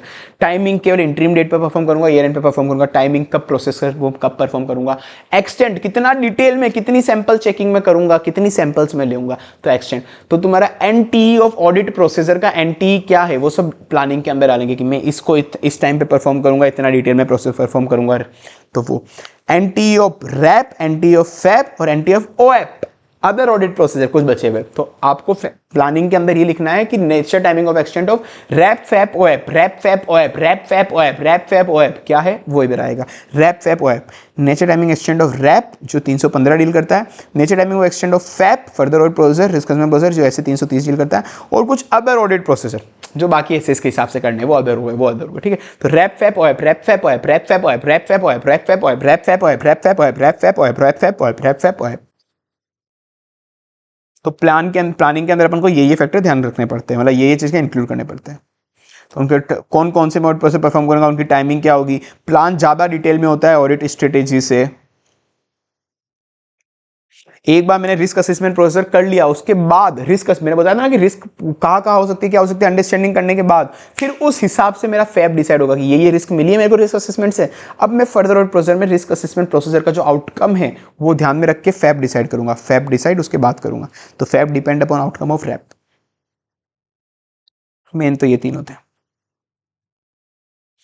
Relationship between audit plan and strategy, बहुत सिंपल और बहुत इंपॉर्टेंट, बहुत सिंपल और बहुत इंपॉर्टेंट कि दोनों के बीच में क्या स्ट्रेटेजी है भाई। पहले स्ट्रेटेजी बनती है उसके बाद प्लान बनता है, ध्यान से सुनना, पहले स्ट्रेटेजी बनती है उसके बाद प्लान बनता है, क्योंकि ये पहले बनता है, दोनों मतलब इंटर रिलेटेड, मैं बोल रहा हूँ दोनों इंटर रिलेटेड है आपस में, पहले क्योंकि पहले ये बनता है फिर उसके बाद ये बनता है, तो इसके अंदर क्योंकि ये पहले बनता है और ये बाद में बनता है, मतलब प्लान बाद में बनता है, तो प्लान ज्यादा डिटेल्ड होगा स्ट्रेटेजी से, प्लान ज्यादा डिटेल्ड होगा स्ट्रेटेजी से। डिटेल क्यों होगा? क्योंकि उसके अंदर एंटी ऑफ रैप फैप, क्योंकि उसमें ऑडिट प्रोसीजर कैसे करने क्या करने वो सब भी इसके अंदर होता है। तो स्ट्रेटेजी पहले बनती है उसके बाद उसको ध्यान में रख के प्लान बनता है, क्योंकि ये पहले बनता है तो कम डिटेल में होगा, ये बाद में बनता है तो ज्यादा डिटेल में होगा, ठीक है, क्योंकि इसके अंदर एंटी ऑफ रैप फैप भी होता है, ठीक है। और अगर कभी भी किसी में चेंज हुआ है आपस में तो एक दूसरे को इंपैक्ट करेंगे, अगर ये चेंज हुआ तो स्ट्रेटेजी भी चेंज होगी, स्ट्रेटेजी चेंज हुआ तो प्लान भी चेंज होगा। बस सिंपल आंसर बन गया। स्ट्रेटेजी क्या होती है? ये बस एसटीडी डिसाइड करता है, एसटीडी बस, ठीक है ना। ये फर्स्ट पॉइंट, स्ट्रेटेजी बता देना, प्लान बता देना। एसटीडी बता, स्ट्रेटेजी कुछ नहीं है, स्ट्रेटेजी समझा, प्लान बताता है कि स्ट्रेटेजी को अब हम कैसे इंप्लीमेंट करेंगे। ये पॉइंट हो गया। अब बस स्ट्रेटेजी हमेशा पहले बनती है, स्ट्रेटेजी हमेशा पहले बनती है, प्लान मतलब बाद में बनता है, ठीक है ना। तो एक बार मतलब ऑडिट स्ट्रेटेजी बन गई उसके बाद ऑडिट प्लान बनेगा। स्ट्रेटेजी पहले बनती है, प्लान बाद में बनता है, स्ट्रेटेजी पहले बन गई, प्लान बाद में बनेगा, एक बार स्ट्रेटेजी बनने के बाद प्लान बनेगा, एक बार। और प्लान बाद में बन रहा है तो वो डिटेल्ड होगा, क्योंकि उसके अंदर एंटी ऑफ ऑडिट प्रोसीजर होता है। फिर मैंने तुमको पूरा बताया, स्ट्रेटेजी पहले बनती है, प्लान बाद में बनता है, स्ट्रेटेजी पहले बनती है, प्लान बाद में बनता है। ये बाद में बनता है मतलब बहुत डिटेल होगा कि उसके अंदर एंटी ऑफ रैप फैप होगा, ये बाद में बनता है इससे ज्यादा डिटेल होगा, इसमें एंटी ऑफ रैप फैप होगा, ठीक है। दोनों आपस में इंटर रिलेटेड होते हैं, एक में चेंज हुआ तो बाद में चेंज हुआ, ठीक है। तो पहले स्ट्रेटेजी क्या होती है बता देना, स्ट्रेटेजी प्लान क्या होता है, फिर ये पहले बनता है बाद में बनता है, ज्यादा डिटेल होगा, दोनों में चेंज हुआ तो कुछ भी होगा। तो ये इसका आंसर हो गया, बेसिक इंपॉर्टेंट भी है, याद भी हो गया होगा। बेनिफिट क्या होते हैं प्लानिंग ऑफ ऑडिट के? ऑडिट प्लानिंग करने के बेनिफिट क्या होते हैं सर? आप प्लानिंग वही सेम स्ट्रेटेजी के बेनिफिट अपन ने पढ़े थे। स्ट्रेटेजी में क्या डिसाइड करा था अपन ने? रिसोर्सेज का कौन कौन से क्वालिटी वाले रिसोर्सेज लेने हैं, कैसे उनको अलोकेट करना है किस टाइमिंग पे, और उनको मैनेज करना, ये अपन ने उधर पढ़ा था। इसके अंदर भी वही सेम, मतलब सेम नहीं पर हाँ प्लानिंग करने के ऑफ कोर्स फायदे होंगे ना, तुम बेसिक समझ रहे हो, अंदर से समझ रहे हो, ठीक है। और उसको डिस्क्राइब कैसे करना है वो पढ़ते हैं अपन। प्लानिंग नहीं करेंगे तो ऑडिट अच्छे से नहीं होगी, कब टाइम किस टाइम पे करनी है, सब अपने अपने हिसाब से काम कर रहे हैं, किस टाइमिंग नहीं, किसको क्या चेकिंग करनी है, कुछ पता नहीं। तो एक अच्छे से स्टैंडर्ड चीजें तय होगी तो प्लानिंग रहेगा तो अच्छी होगी, तो ऑडिट अच्छे से होगी। तो अपन को प्लानिंग की इंपॉर्टेंस करेंगे।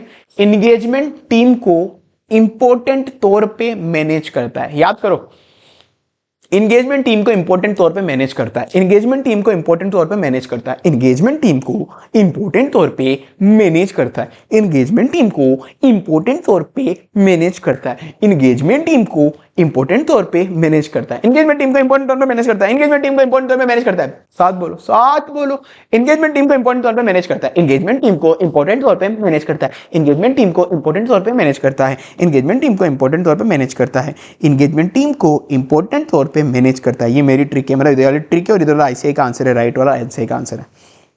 तो इंगेजमेंट टीम को इंपॉर्टेंट तौर पे मैनेज करता है। इंगेजमेंट टीम को सेलेक्ट करना, डायरेक्ट सुपरवाइज करना और कोऑर्डिनेट करना कि मेरे को इंगेजमेंट टीम में कौन कौन से बंदे चाहिए, मेरे को राम चाहिए, श्याम चाहिए, घनश्याम चाहिए, अरे छपरी पप्पू नहीं चाहिए, छपरी तो बेकार है, गंदा काम करता है, तो मेरे को कौन कौन से टीम मेंबर चाहिए। इंगेजमेंट टीम को सेलेक्ट करना कि हाँ ये मेरा काम आएगा बंदा, ये मेरा काम आएगा, इसको मैं ऑडिट पे लगाऊंगा। तो इंगेजमेंट टीम को सेलेक्ट करना, फिर उनको सेलेक्ट करने के बाद डायरेक्ट सुपरवाइज करना, काम वो जो कर रहे होंगे, वो जो काम कर रहे होंगे उनके काम को डायरेक्शन दूंगा, सुपरवाइज करूंगा, रिव्यू करूंगा, तो काम सही से कर रहा है नहीं कर रहा। तो इंगेजमेंट को डायरेक्ट, इंगेजमेंट टीम को सेलेक्ट करा, डायरेक्ट सुपरवाइज करा, फिर फाइनली सबको कोऑर्डिनेट कर लिया। बहुत सारे मेंबर थे, एक्सपर्ट का काम भी था, एक्सपर्ट भी था, तो उन सबको मैंने कोऑर्डिनेट कर लिया। तुम्हारा सबके काम को कोऑर्डिनेट करके एक इकट्ठा कर लूंगा मैं, प्लानिंग में सब डिसाइड कर लूंगा। कोऑर्डिनेशन कैसे होगा तुम लोगों के बीच में, एक्सपर्ट में, तुम्हारे में, अपन में। तो इंगेजमेंट टीम रिलेटेड 3 पॉइंट हो गए। इंगेजमेंट टीम को सेलेक्ट करना, डायरेक्ट सुपरवाइज करना, कोऑर्डिनेट करना। इंगेजमेंट को सेलेक्ट करना, डायरेक्ट सुपरवाइज करना और कोऑर्डिनेट करना। इंगेजमेंट को सेलेक्ट करना, डायरेक्ट सुपरवाइज करना और कोऑर्डिनेट करना। इंगेजमेंट टीम का सेलेक्ट करना, डायरेक्ट सुपरवाइज करना और कोऑर्डिनेट करना। इंगेजमेंट को सेलेक्ट करना, डायरेक्ट सुपरवाइज करना और कोऑर्डिनेट करना, ठीक है ना। ये तो हो गए। तो इंगेजमेंट टीम को इंपॉर्टेंट तौर पे मैनेज करता है। इंपॉर्टेंट मतलब अगर अपन ने प्लानिंग करी है प्रॉपर तो हर किसी मैटर में ना उलझ के इंपॉर्टेंट प्रॉब्लम पे, इंपॉर्टेंट एरिया पे ज्यादा फोकस देंगे। इंपॉर्टेंट तौर पे मैनेज करता है तो इंपॉर्टेंट प्रॉब्लम और इंपॉर्टेंट एरियाज पे ज्यादा फोकस देंगे। अपन चिंदी मिंदी चीजों पे छोड़ देंगे। अपन को पता है तो छोटा सा आइटम है, इस पे क्या ध्यान दूं, प्लानिंग में पता पड़ गया था कि ये तो छोटे से एक्सपेंस है, इस पे क्या ध्यान दूं। रेवेन्यू मेन आइटम है तो मेन फोकस रेवेन्यू पे दूंगा, मेन फोकस रेवेन्यू पे दूंगा। तो इंपॉर्टेंट एरिया और इंपॉर्टेंट प्रॉब्लम पे खास करके ध्यान दूंगा। इंपॉर्टेंट एरिया और पोटेंशियल प्रॉब्लम मतलब इंपॉर्टेंट प्रॉब्लम, तो इंपॉर्टेंट एरिया और इंपॉर्टेंट प्रॉब्लम पे ज्यादा ध्यान दूंगा मैं। तो इंपॉर्टेंट तौर पे मैंने एंगेजमेंट टीम को इंपॉर्टेंट तौर पे मैनेज करता है, एंगेजमेंट टीम को इंपॉर्टेंट तौर पे मैनेज करता है, एंगेजमेंट टीम को इंपॉर्टेंट तौर पे मैनेज करता है, एंगेजमेंट टीम को इंपॉर्टेंट तौर पे मैनेज करता है, एंगेजमेंट टीम को इंपॉर्टेंट तौर पे मैनेज करता है। तो एंगेजमेंट टीम को सेलेक्ट करना, डायरेक्ट सुपरवाइज करना और कोऑर्डिनेट करना। इंपॉर्टेंट पे वापस 2 पॉइंट हो गए, इंपॉर्टेंट एरिया और इंपॉर्टेंट प्रॉब्लम मतलब पोटेंशियल प्रॉब्लम। तो इंपॉर्टेंट एरिया और इंपॉर्टेंट प्रॉब्लम, तो एंगेजमेंट टीम को इंपॉर्टेंट तौर पे मैनेज करता है। मैनेज करना मतलब अगर मैंने प्लानिंग अच्छे से करी तो प्रॉपर्ली मैनेज्ड ऑडिट होगी, प्रॉपर्ली सब कुछ एडोक नहीं चल रहा होगा, कोई क्या कर रहा है, कोई क्या कर रहा है, कोई कैसे कर रहा है, अच्छे से मैनेज ऑडिट, प्रॉपर अच्छे से ऑर्गेनाइज एंड मैनेज ऑडिट होगी, ऑर्गेनाइज एंड मैनेज ऑडिट होगी, ताकि ऑडिट अच्छे से इफेक्टिव और एफिशिएंट वे में कवर हो जाए। एंगेजमेंट टीम को इंपॉर्टेंट तौर पे मैनेज करता है, एंगेजमेंट टीम को इंपॉर्टेंट तौर पे मैनेज करता है।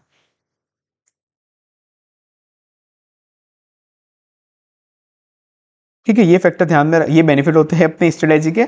अब मैंने बोला था ऑडिट प्लान और स्ट्रेटेजी कुछ भी हो, चेंजेस ला सकते हैं उसके अंदर, कभी भी कुछ हुआ तो चेंज करना पड़ेगा अपन को। ऑडिट प्लान स्टडी में चेंजेस लाने पड़ते हैं, कभी कोई नया आउटकम मिला, पहले मैंने सोचा था इसकी सेल 2 करोड़ है, बाद में सेल 10 करोड़ निकल गई, पहले मैंने सोचा था कंपनी के मैनेजमेंट अच्छा है, कोई फ्रॉड नहीं है, कुछ नहीं है, बाद में पता पड़ा नहीं भाई इस पर तो इनकम टैक्स फ्रॉड पड़ी है, मनी लॉन्ड्रिंग के ईडी ने, इन्फोर्समेंट डायरेक्टर ने फ्रॉड रेड मारी, तो सबसे मेरी प्लानिंग प्रोसेस सब चेंज हो जाएगा। भाई पहले मैं कुछ और सोच रहा था, अभी कुछ और निकला।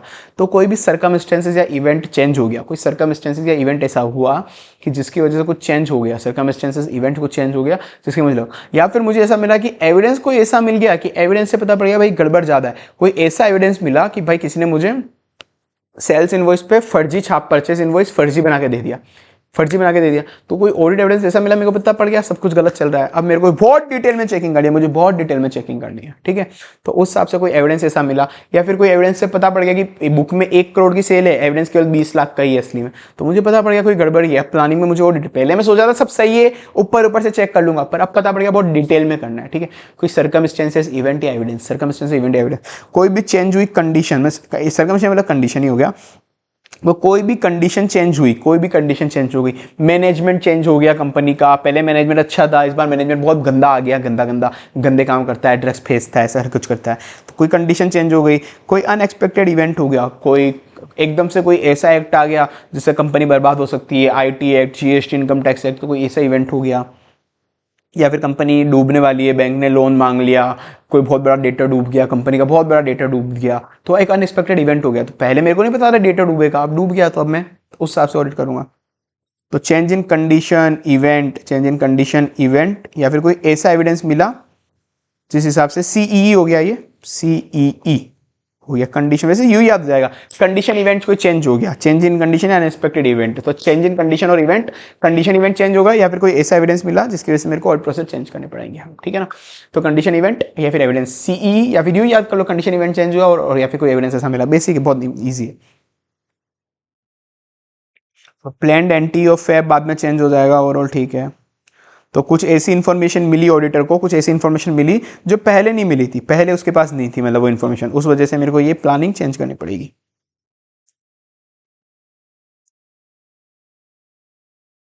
जब ऐसा भी हो सकता है कि जब मैंने एक टेस्ट ऑफ कंट्रोल होता है, एक सब्सटेंटिव प्रोसीजर होता है, मैंने तुमको बताया था ऊपर प्रोसीजर में फैप में।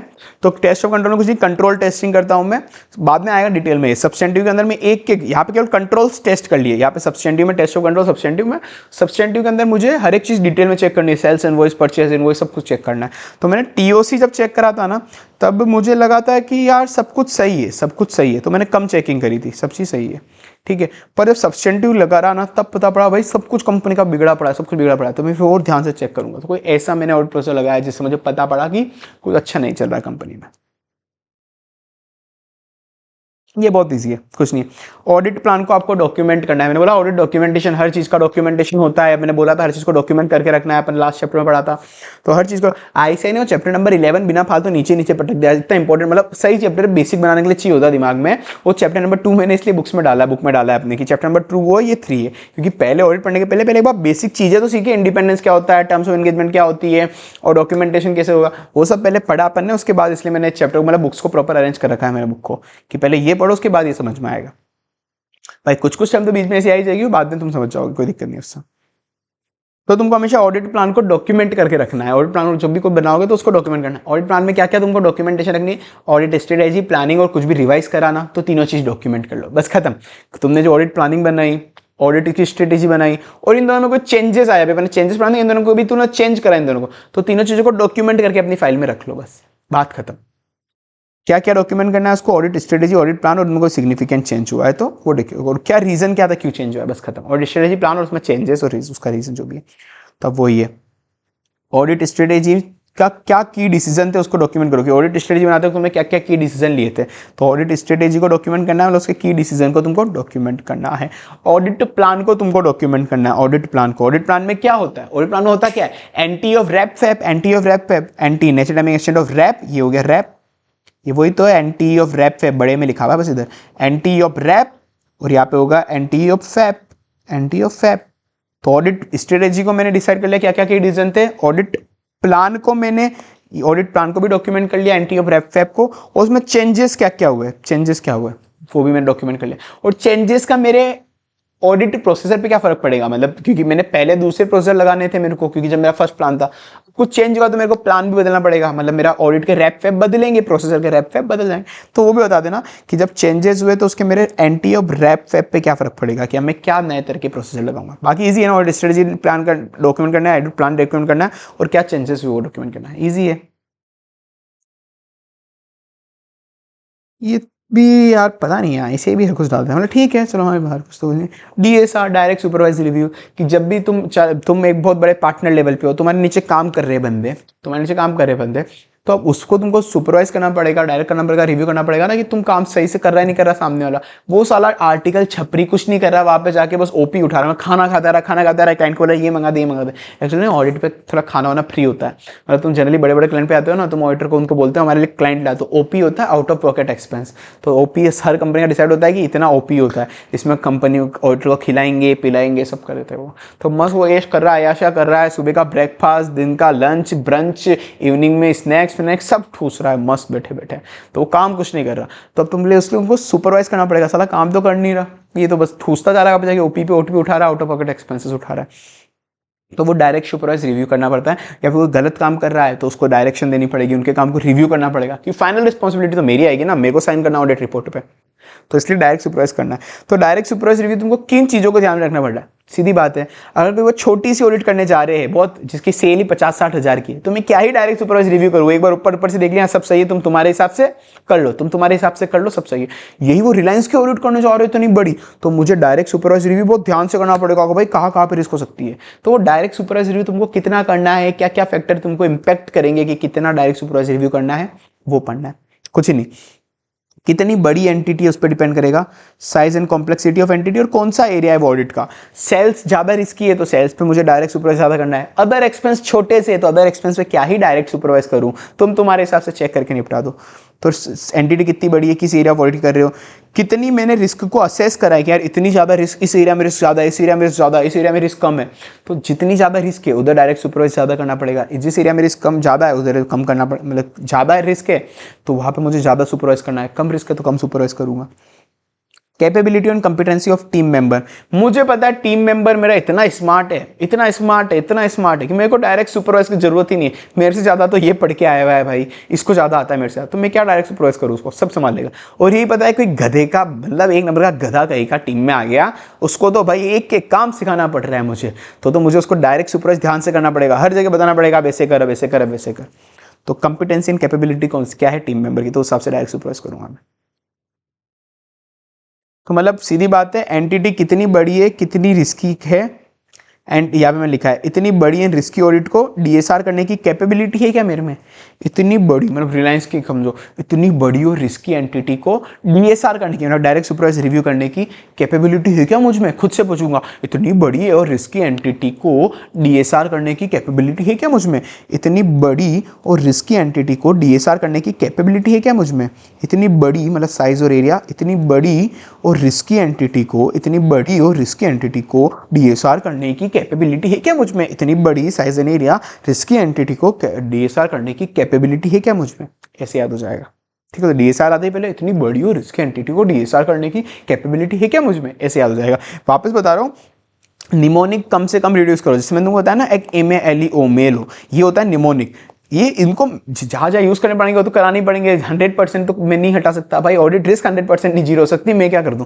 पर ये वाले ना एग्जाम में थोड़ा धोखा दे जाते हैं। तुमको ये याद आ गया मेल ओ, अब M की फुल फॉर्म याद नहीं आ रही, A की फुल फॉर्म याद नहीं आ रही, L की फुल फॉर्म याद नहीं आ रही, EO की फुल फॉर्म याद नहीं आ रही।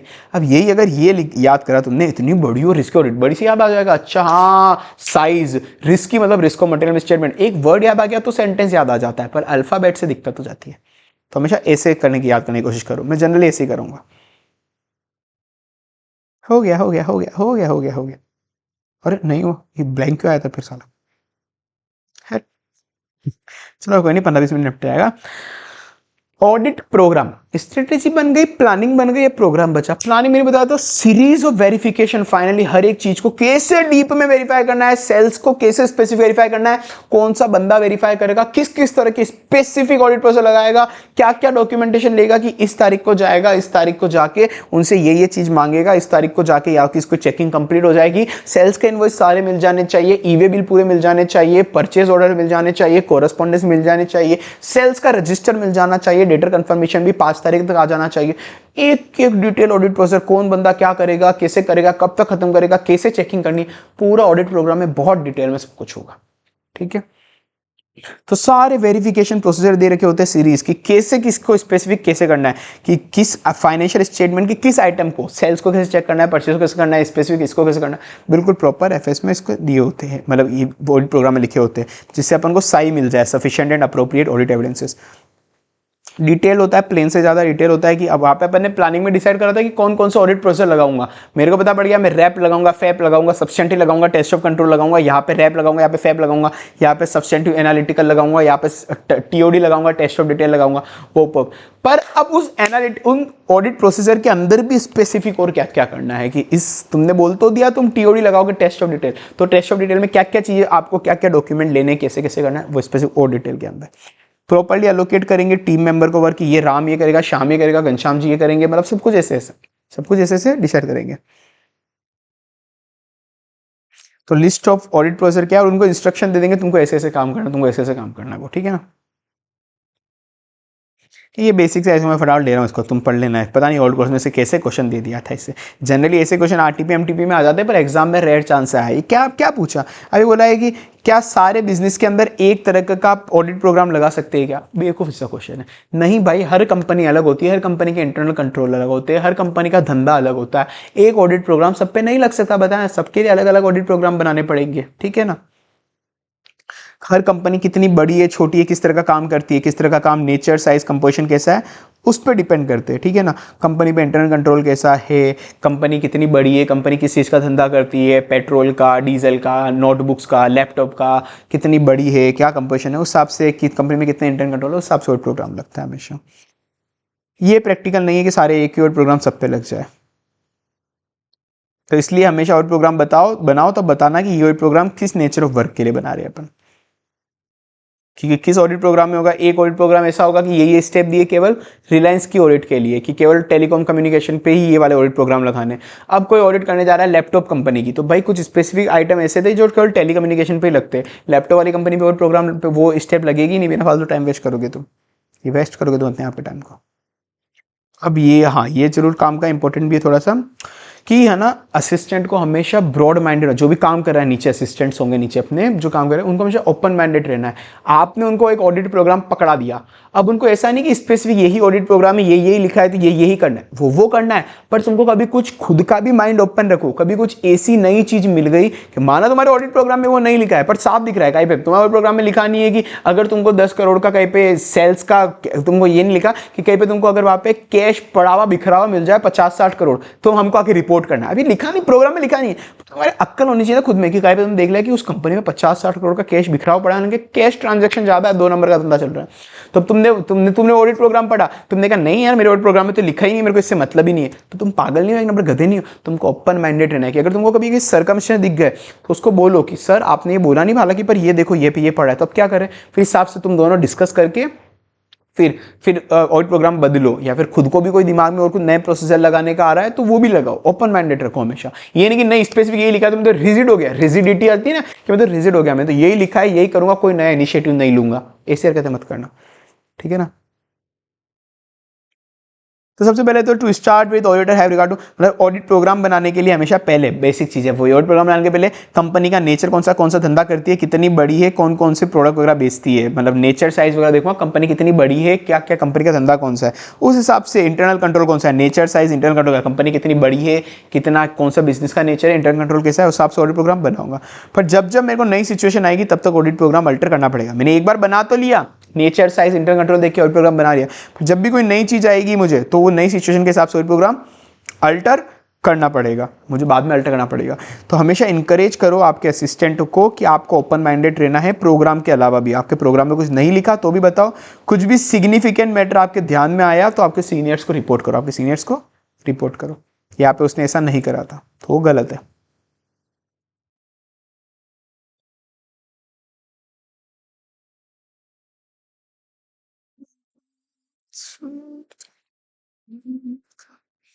Periodic review of audit program. 2 second भैया जी, आप भी पानी पी लीजिए, 2 मिनट, आपका गला सूख गया होगा। अच्छा, आपके तो कान में से खून आ रहा होगा मेरी आवाज सुन के।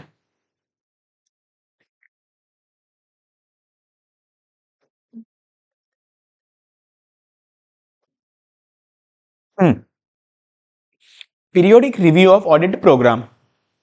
देखो सर, आपने एक बार ऑडिट प्रोग्राम बना लिया, फिर मैंने बोला था ना उसको, ऑडिट प्रोग्राम हो, प्लानिंग हो, स्ट्रेटेजी हो, उसको बार बार एक बार ध्यान देते रहो कि मैंने ऑडिट प्रोग्राम बनाया, स्ट्रेटेजी बनाई, जो भी कुछ भी अभी प्रोग्राम की बात चल रही है, तो क्या ये अभी भी सही है या नहीं। पहले मैंने बनाया था जब पुरानी, जब ऑडिट स्टार्ट कर रहा था तब मेरी ये अंडरस्टैंडिंग थी एंटिटी को लेके, पर जैसे जैसे ऑडिट करता गया मुझे लगा नहीं नहीं नहीं नहीं, उस वक्त मेरी अंडरस्टैंडिंग गलत थी। मुझे लगा था इस कंपनी में कोई फ्रॉड नहीं होगा, पर यहाँ पे तो इनकम टैक्स की रेट पड़ी हुई है। मेरे को लगा कंपनी अच्छी है, पर यहाँ पे तो ये मेरे को एविडेंस दे रहे, मैन्युपुलेट करके फेक साइन करके फेक वगैरह। तो मेरे को ऑडिट प्रोग्राम बदलना पड़ेगा। या फिर पहले 50 करोड़ का टर्नओवर था, अभी 150 करोड़ का टर्नओवर निकल गया असली में, तो ऑडिट प्रोग्राम बदलना पड़ेगा। तो time to time periodically review करो ऑडिट प्रोग्राम को कि क्या पहले जो बनाया था वो अभी भी रिलेवेंट है या नहीं है ऑडिट प्रोग्राम, ठीक है ना। ये वाली जो हेडिंग है ना, ये हेडिंग मैंने दी है तुमको, बाकी आईसीआई ने तो पैराग्राफ में दिया था।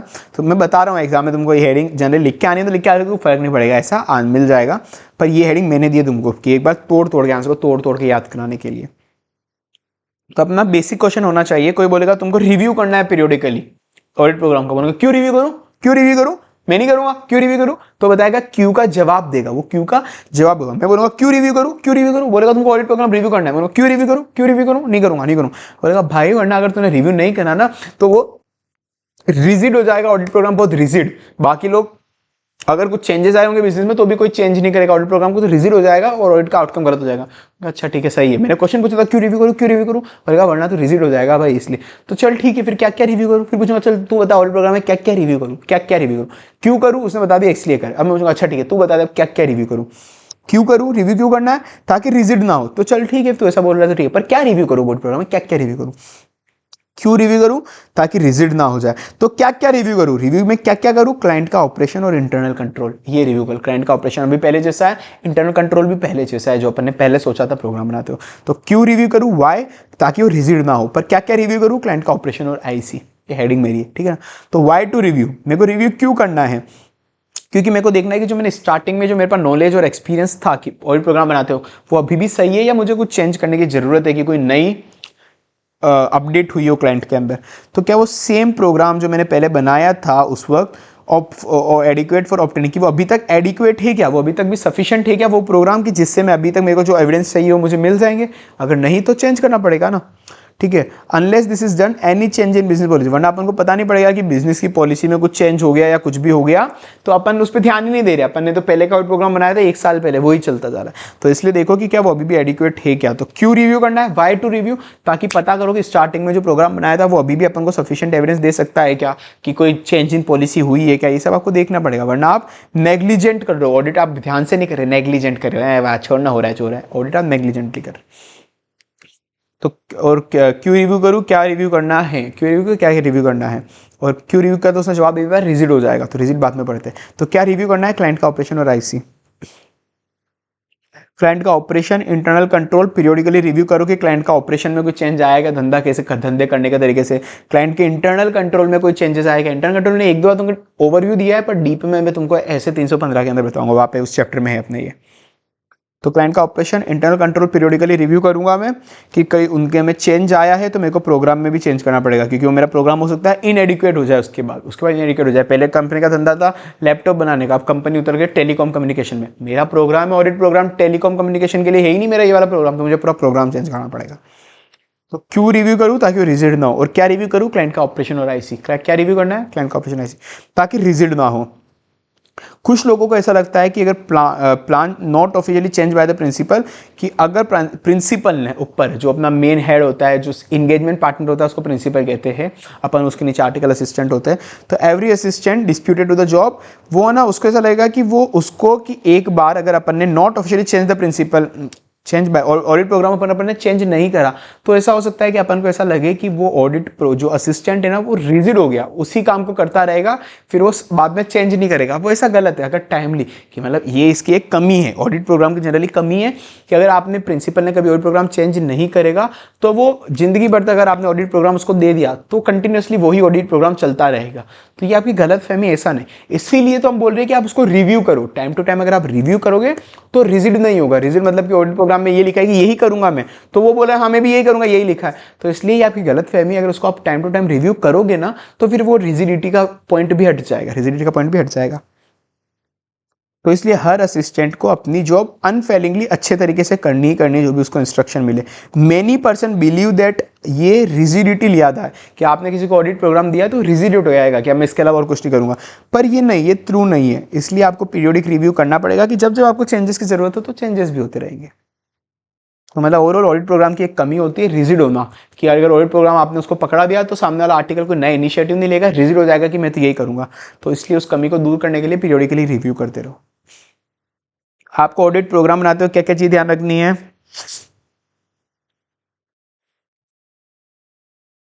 ठीक है, जैसे जैसे आप ऑडिट होते जाएगा वैसे वैसे आपको मॉडिफाई करना पड़ेगा, प्रोग्राम को मॉडिफिकेशन करना पड़ेगा। जैसे आप ऑडिट की प्रोग्रेस, ऑडिट नई नई करते जाओगे, ऑडिट करते आ रहे हो, कुछ नई चीज ध्यान में है तो आपको चेंज करना पड़ेगा।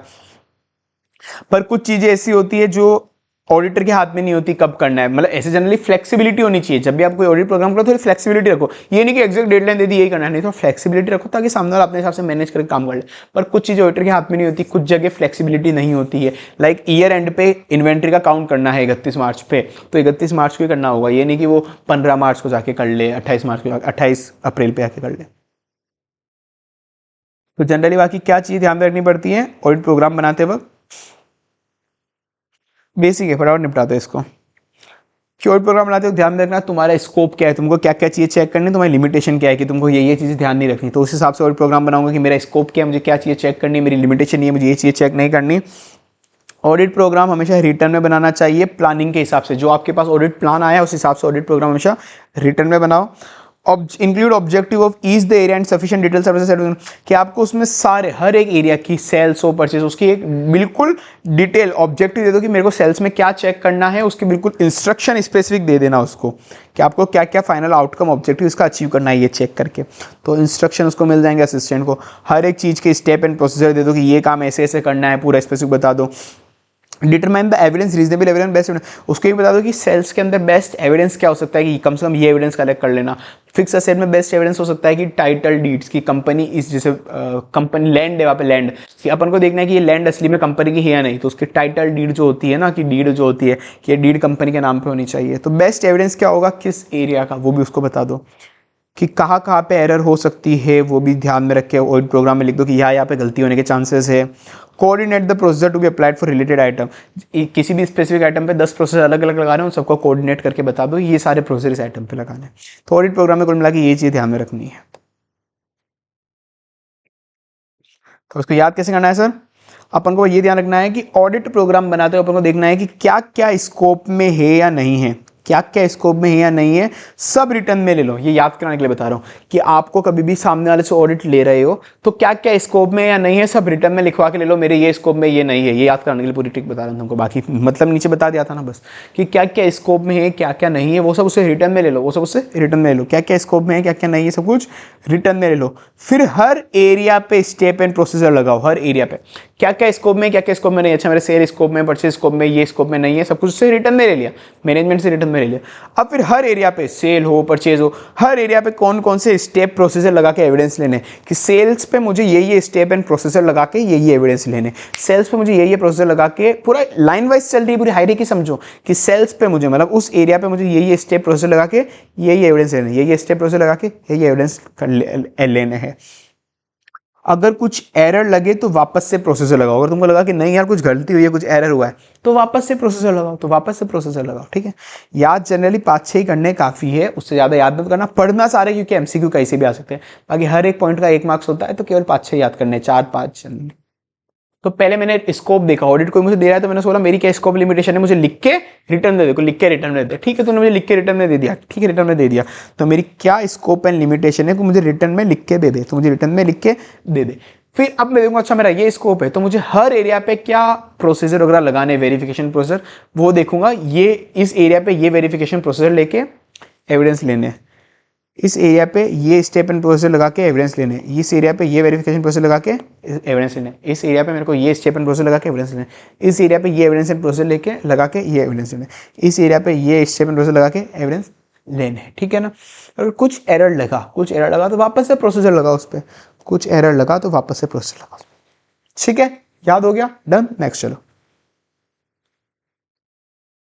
पर मैं जब भी एक कोई चैप्टर कंप्लीट करा दूं, याद रखना स्पेसिफिकली इंपॉर्टेंट चीज है, हर बार चैप्टर कंप्लीट होने के 15 मिनट तुम खुद चैप्टर कंप्लीट होने के बाद एक बार रिवाइज करना, 15 से 20 मिनट में पूरा रिवाइज हो जाएगा, 100% गारंटेड, पर दिमाग में अच्छा छपेगा। अगर तुमने खुद से नहीं करा तो जल्दी भूलोगे, खुद से वापस से चैप्टर खत्म हुआ, खुद से वापस से एक बार पूरा ओवरव्यू करके रिवाइज कर लेना।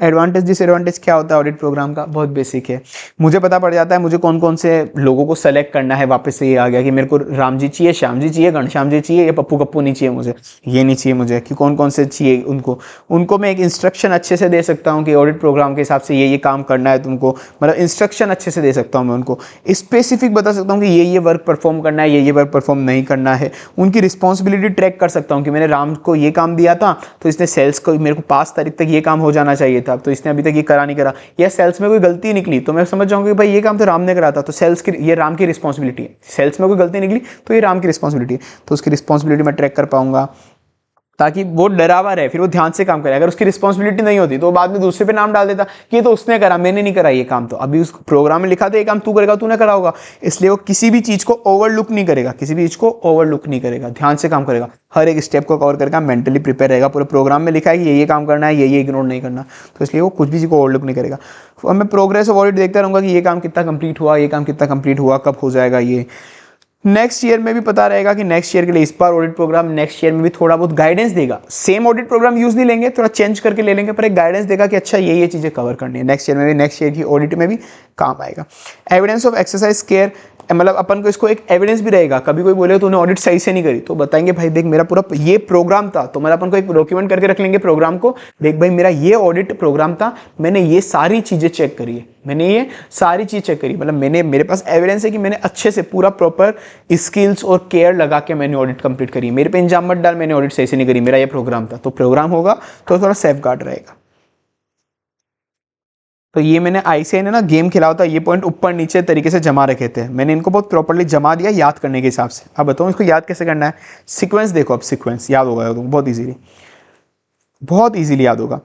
असिस्टेंट को सेलेक्ट करना, मैंने असिस्टेंट को सेलेक्ट करा, फिर उसको इंस्ट्रक्शन दिए, असिस्टेंट वो इमेजिन करो, असिस्टेंट को सेलेक्ट करा, किसको बुलाया, फिर उसको इंस्ट्रक्शन दिए कि तुझे ये काम करने हैं, कि तुझे ये वर्क करना है, असिस्टेंट को सेलेक्ट करा, उसको इंस्ट्रक्शन दिए, बुला के भाषण दिया कि तुझे ये काम करना है, ये वर्क करने हैं, असिस्टेंट को सेलेक्ट करा, उसको इंस्ट्रक्शन दिए तुझे ये वर्क करने हैं, ये वर्क करने हैं, तो मतलब अब उसकी रिस्पॉन्सिबिलिटी उसकी हो गई, इस वर्क को लेके तेरी रिस्पॉन्सिबिलिटी है, तो इस हिसाब से ध्यान में रहेगा, कुछ ओवरलुक नहीं करेगा, इस हिसाब से ध्यान में रहेगा, कुछ ओवरलुक नहीं करेगा। अब मैं ट्रैक भी करता रहूंगा, इसने अभी तक ये काम करा नहीं करा, प्रोग्राम में लिखा था ये काम 5 तारीख तक हो जाना चाहिए पर अभी तक नहीं हुआ, तो ऑडिट की प्रोग्रेस में देखता रहूंगा। अगर तूने ऑडिट टाइमली कंप्लीट नहीं करी तो अगले साल तेरे को लूंगा ही नहीं ऑडिट पे, अगले साल तेरे को इस ऑडिट पे लूंगा ही नहीं, नेक्स्ट ईयर का गाइड, तो नेक्स्ट ईयर में तेरे को लूंगा ही नहीं, नेक्स्ट ईयर तेरे को लूंगा ही। तो उसको पहले सेलेक्ट करा, बुलाया, सेलेक्ट करा, उसको इंस्ट्रक्शन दिए, भाषण दिया, मैंने भाषण दिया कि उसको बुलाया, उसको भाषण दिए कि ये काम तेरे को करना है, उसको इंस्ट्रक्शन दी कि ये काम वर्क तेरे को करना है, ताकि अब इन काम की रिस्पॉन्सिबिलिटी तेरी हो गई, इन काम की रिस्पॉन्सिबिलिटी तेरी हो गई, अब तो कुछ भी ओवरलुक नहीं कर पाएगा, मैं प्रोग्रेस देखता रहूंगा ऑडिट की। अगर तूने टाइम पे ऑडिट नहीं करी, तो नेक्स्ट ईयर तेरे को लूंगा ही, नेक्स्ट ईयर तेरे को लूंगा ही। ये मैंने पूरा प्रोसेस जमाया है भाई, बहुत टाइम लगता है ये चीज़ों में, बड़ा मैंने कितनी समझदारी से बुक बनाई है, तुम देख रहे हो। डिसएडवांटेजेस क्या होते हैं अब इसके ऑडिट प्रोग्राम की, कि आपने ऑडिट प्रोग्राम बना के दे दिया तो वही डिसएडवांटेज बने पड़े थे। सामने वाला रिजिड हो जाएगा, इनिशिएटिव नहीं लेगा कि भाई मेरे को जो लिखा है मैं वही करूंगा, इससे ज़्यादा मैं कुछ नहीं करना, कोई इनिशिएटिव नहीं लेगा। और अगर कोई गलती भी निकली, कोई गलती निकली तो बोल देगा मेरे ऑडिट प्रोग्राम में यही लिखा था, तो उसका शेल्टर ले लेगा कि ऑडिट प्रोग्राम में यही लिखा था तो मैंने वही करा है भाई, मेरे को नहीं पता कोई गलती, मैंने तो एग्जैक्ट जो लिखा था वही कर दिया। ये नहीं कि खुद का कोई कॉमन सेंस लगा लेता कहीं पे, नहीं यही लिखा था मैंने यही करा, तो रिजिड हो जाएगा, इनिशिएटिव नहीं लेगा, खुद को शेल्टर ले लेगा। बेसिक है, कुछ बहुत बेसिक है। वो मैकेनिकल हो जाएगा, हर काम मैकेनिकल तरीके से, जो लिखा है एग्जैक्ट वही कर रहा हूँ, जो लिखा है कर रहा हूँ, तो मैकेनिकल हो जाएगा, रिजिड हो जाएगा, मैकेनिकल काम रिजिड तरीके से करेगा, कोई इनिशिएटिव नहीं लेगा, वो बिल्कुल इनएफिशिएंट हो जाएगा, कोई इनिशिएटिव नहीं लेगा कि कोई मैं नया इनिशिएटिव लूंगा ही नहीं, अपनी तरफ से दिमाग लगाऊंगा ही नहीं, बिल्कुल इनएफिशिएंट, जो लिखा है उस हिसाब से वैसा करता रहूंगा, बाकी चिल जिंदगी चल रही है, जितना बोला उतना करूंगा, बाकी कोई दिमाग नहीं लगाना खुद का, फिर वो गलत हो जाएगा ये सब। तो वो बेसिक, ये तो याद हो गया होगा, इसमें कुछ है नहीं। मैकेनिकल वर्क हो जाएगा, इनएफिशिएंट असिस्टेंट कोई भी इनिशिएटिव नहीं लेगा, मैकेनिकल काम हो जाएगा ऑडिट प्रोग्राम देने के बाद पूरा, तो इनएफिशिएंट असिस्टेंट कोई भी इनिशिएटिव नहीं लेगा, इनएफिशिएंट असिस्टेंट कोई भी इनिशिएटिव नहीं लेगा, सब कुछ रिजिड हो जाएगा, सब कुछ रिजिड हो जाएगा। तो मैकेनिकल वर्क हो जाएगा, इनएफिशिएंट असिस्टेंट कोई भी इनिशिएटिव नहीं लेगा, इनएफिशिएंट असिस्टेंट कोई भी इनिशिएटिव नहीं लेगा, बिल्कुल रिजिड काम हो जाएगा, बिल्कुल रिजिड काम हो जाएगा। तो क्या डिसएडवांटेज को आप ओवरकम कर सकते हो? हाँ भाई बिल्कुल कर सकते हैं, उसको ध्यान से सुपरवाइज करेंगे, उसके काम को बिल्कुल सुपरवाइज करेंगे कि भाई तू जो भी काम कर रहा है टाइम टू टाइम सुपरवाइज करेंगे, जहाँ पे प्रोग्राम को चेंज करने की जरूरत पड़े चेंज करेंगे, तो उसको सुपरविजन अगर आप प्रॉपर्ली करोगे तो उसके डिसएडवांटेज को भी आप हटा सकते हो प्रोग्राम के। ये एमटीपी आरटीपी का क्वेश्चन आया था, आरटीपी का ये वाला, ये कुछ नहीं, वही है कि इसको एक काम करने के लिए बोला था, इसने एग्जिट ऑडिट प्रोग्राम बोला, इसने बोला कि ईवे बिल चेक करने ही नहीं थे मुझे, तो मैंने नहीं करे। तो पर भाई तेरे को ईवे बिल चेक नहीं करने थे, पर साफ पता पड़ रहा है कोई फ्रॉड के चांसेस, ईवे बिल बार बार कैंसिल कर रहा है सामने वाला, फ्रॉड के चांसेस है, तो करने चाहिए था ना, ऑडिट प्रोग्राम में नहीं लिखा है ऐसा मत बोल तू, भाई पागल हो गया तो उसको उसको सुपरवाइजर को, सीनियर को बताना था, प्रिंसिपल को। सेल्स के रिलेटेड ऑडिट प्रोग्राम बेसिक है, और सेल्स के रिलेटेड ऑडिट प्रोग्राम बना के बताओ, ड्राफ्ट करके बताओ। बेसिक ऐसे, किस कंपनी की ऑडिट कर रहे हैं, कौन से फाइनेंशियल ईयर की कर रहे हैं, तो ठीक है नाम क्या है कंपनी का, उसके ऑडिट कौन कर रहे हैं, किसने ये ऑडिट प्रोग्राम बनाया, किसने रिव्यू करा, किसने अप्रूव करा, 3 जने, ऑडिट प्रोग्राम बनाया असिस्टेंट ने, रिव्यू करा मैनेजर ने, फाइनल उसको अप्रूव कर दिया पार्टनर ने। हायरार्की होती है ना ऑडिट, मतलब हर एक की कि पहले ऑडिट पार्टनर होता है, ऑडिट पार्टनर के नीचे मैनेजर डायरेक्टर होते हैं, डायरेक्टर के नीचे मैनेजर होते हैं, मैनेजर के नीचे असिस्टेंट मैनेजर होते हैं, इनके नीचे और एसोसिएट होते हैं, इनके नीचे आर्टिकल होते हैं, हायरार्की होती है। तो कुल मिला के इस बंदे ने मान लो ऑडिट प्रोग्राम बनाया है, इसने इसको रिव्यू करा है, इसने इसको अप्रूव कर दिया फाइनल साइन करके। तो किसने प्रिपेयर करा, रिव्यू करा, अप्रूव करा, किस बंदे का नाम और डेट, कब कब ये करा, बंदे का नाम डेट, बेसिक है, ठीक है, इसमें कोई दिक्कत नहीं है। अब तुमको क्या क्या करना है उसके अंदर, क्या क्या करना है, क्या क्या प्रोसेस लगाने प्रोग्राम के अंदर। इन्वॉइसेस लो, कोई भी सैंपल इन्वॉइसेस उठाओ, कि ये सैंपल इन्वॉइस मैंने उठाए, 4-5 परचेज के इन्वॉइस उठाए, 4-5 सैंपल। अब ये परचेज का इन्वॉइस 5 लाख का, 10 लाख का, 15 लाख का, जो भी। अब देखो कि सामने वाले ने सिस्टम में क्या बुक करे, सिस्टम में भी यही बुक करे ना, इसमें लिखा था 5 लाख, 10 लाख, 15 लाख के इन्वॉइसेस है, सिस्टम में चेक करो कि सिस्टम में भी यही बुक करे ना 5, जो असली में फिजिकल है। तो कुछ परचेज इन्वॉइस उठाओ और देखो कि सिस्टम में, मेरा अकाउंट्स की बुक में भी ट्रेस करो कि ये इन्वॉइस सही तरीके से बुक हुए नहीं, बस खत्म। बाकी एक बेसिक है, जीएसटी पोर्टल पे जाके भी तुम इन्वॉइस चेक कर सकते हो कि जीएसटी पोर्टल पे भी सही चढ़ाया हुआ है वो इन्वॉइस, जीएसटी पोर्टल से बाद में, ये तो ऑडिट के टाइम सीखोगे अब तुम ये सब, तो कि जीएसटी पोर्टल से भी आप परचेज इन्वॉइस देख सकते हो इनकम वेबसाइट पे जाके। और अगर आप कोई भी चीज़ परचेज कर रहे हो तो आपके स्टॉक में वो आइटम जुड़ जाना चाहिए, स्टॉक में आइटम जुड़ जाना चाहिए, तो added to the stock of raw material, बस बाकी खत्म। परचेज इन्वॉइस उठाया, उसके सिस्टम में देख लिया सही हुआ नहीं हुआ है, और परचेज कराए तो स्टॉक में जुड़ गया, वो परचेज करा तो स्टॉक में जुड़ गया, और जीएसटी, ठीक है, ये हो गया अपना। वैसे एक एडिशनल क्लास नोट्स, ये तुम्हारा ही होमवर्क रहता है, हमेशा मैंने तुमको बोला हुआ है, जैसे कंप्लीट हो एक एडिशनल बुकलेट जो मिली हुई है वो तुमको करनी है। ये क्वेश्चन अपन ऑलरेडी कवर कर चुके हैं एमटी वाला, ये उसका कवर हो गया, इधर गलती से डाल दिया था, ये कुछ काम का नहीं है, मतलब अपन स्ट्रेटेजी पढ़ाई थी ना, मतलब कम इंपॉर्टेंट टॉपिक से एडिशनल बुकलेट के हर बार तुमको करना होमवर्क होगा तुम्हारा। एंटी ऑफ रिसोर्सेस, वो जब स्ट्रेटेजी बनाते हो कि जितने रिसोर्सेज कैसे आपको अलोकेट करने कौन कौन से, तो एक्सपीरियंस टीम मेंबर को वहाँ पे अलोकेट करना है जहाँ पे रिस्क ज़्यादा हो। ऑडिट प्रोग्राम एविडेंस देता है, ये भी तुम एक बार रीड मार लेना, मैं बता रहा हूँ कि ऑडिट प्रोग्राम एविडेंस देता है, तो वो कैसे एविडेंस देता है, क्या क्या चीज़ तुमको ऑडिट प्रोग्राम में देनी है, कि क्या क्या एविडेंस वो देगा। तो वो ऑडिट प्रोग्राम से वो एविडेंस ले सकता है, कैसे एविडेंस ले सकता है, वो चीज़ों को चेक करके, डॉक्यूमेंट्री एविडेंस, ये डीपीएस आईएएस कलेक्ट करेंगे भाई एविडेंस, तो डीपीएस आईएएस कलेक्ट करेंगे एविडेंस, तो एविडेंस कैसे मिलेगा ऑडिट प्रोग्राम के through, documentary examination, physical examination, documentary invoice को चेक करूंगा मैं तो मुझे किसी चीज का एविडेंस मिल जाएगा, सेल सही है नहीं है, परचेस सही है नहीं है।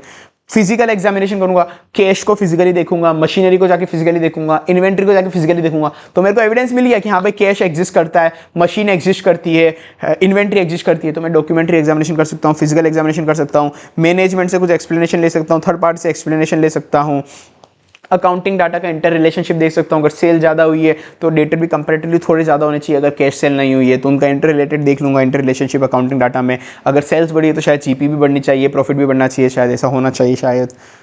अर्थमेटिकल कैलकुलेशन चेक कर लूँगा मैं कि कैलकुलेशन सही करी है, इंटरनल कंट्रोल सही है नहीं है, रिकॉर्ड्स चेक कर लूँगा, मिनट्स चेक कर लूँगा, तो ऑडिट प्रोग्राम में मैं ये सब चीज़ें चेक करूँगा तो इससे मुझे एविडेंस मिल जाएगा, इससे मुझे एविडेंस मिल जाएगा। तो ऑडिटर को एविडेंस कैसे मिल सकता है, ये सब चीज़ें चेक करने से, डॉक्यूमेंट्स एग्जामाइन करो, फिजिकली एग्जामाइन करो, मैनेजमेंट से बातें करो, थर्ड पार्टी से बातें करो, तो ये डीपीएस आईपीएस इसको याद करने का, ये डीपीएस 2 हो गए, आईपीएस 3 हो गए, मतलब एस 3 हो गए यहाँ पे, ठीक है। डीपीएस आईएएस एविडेंस इकट्ठा करेगा।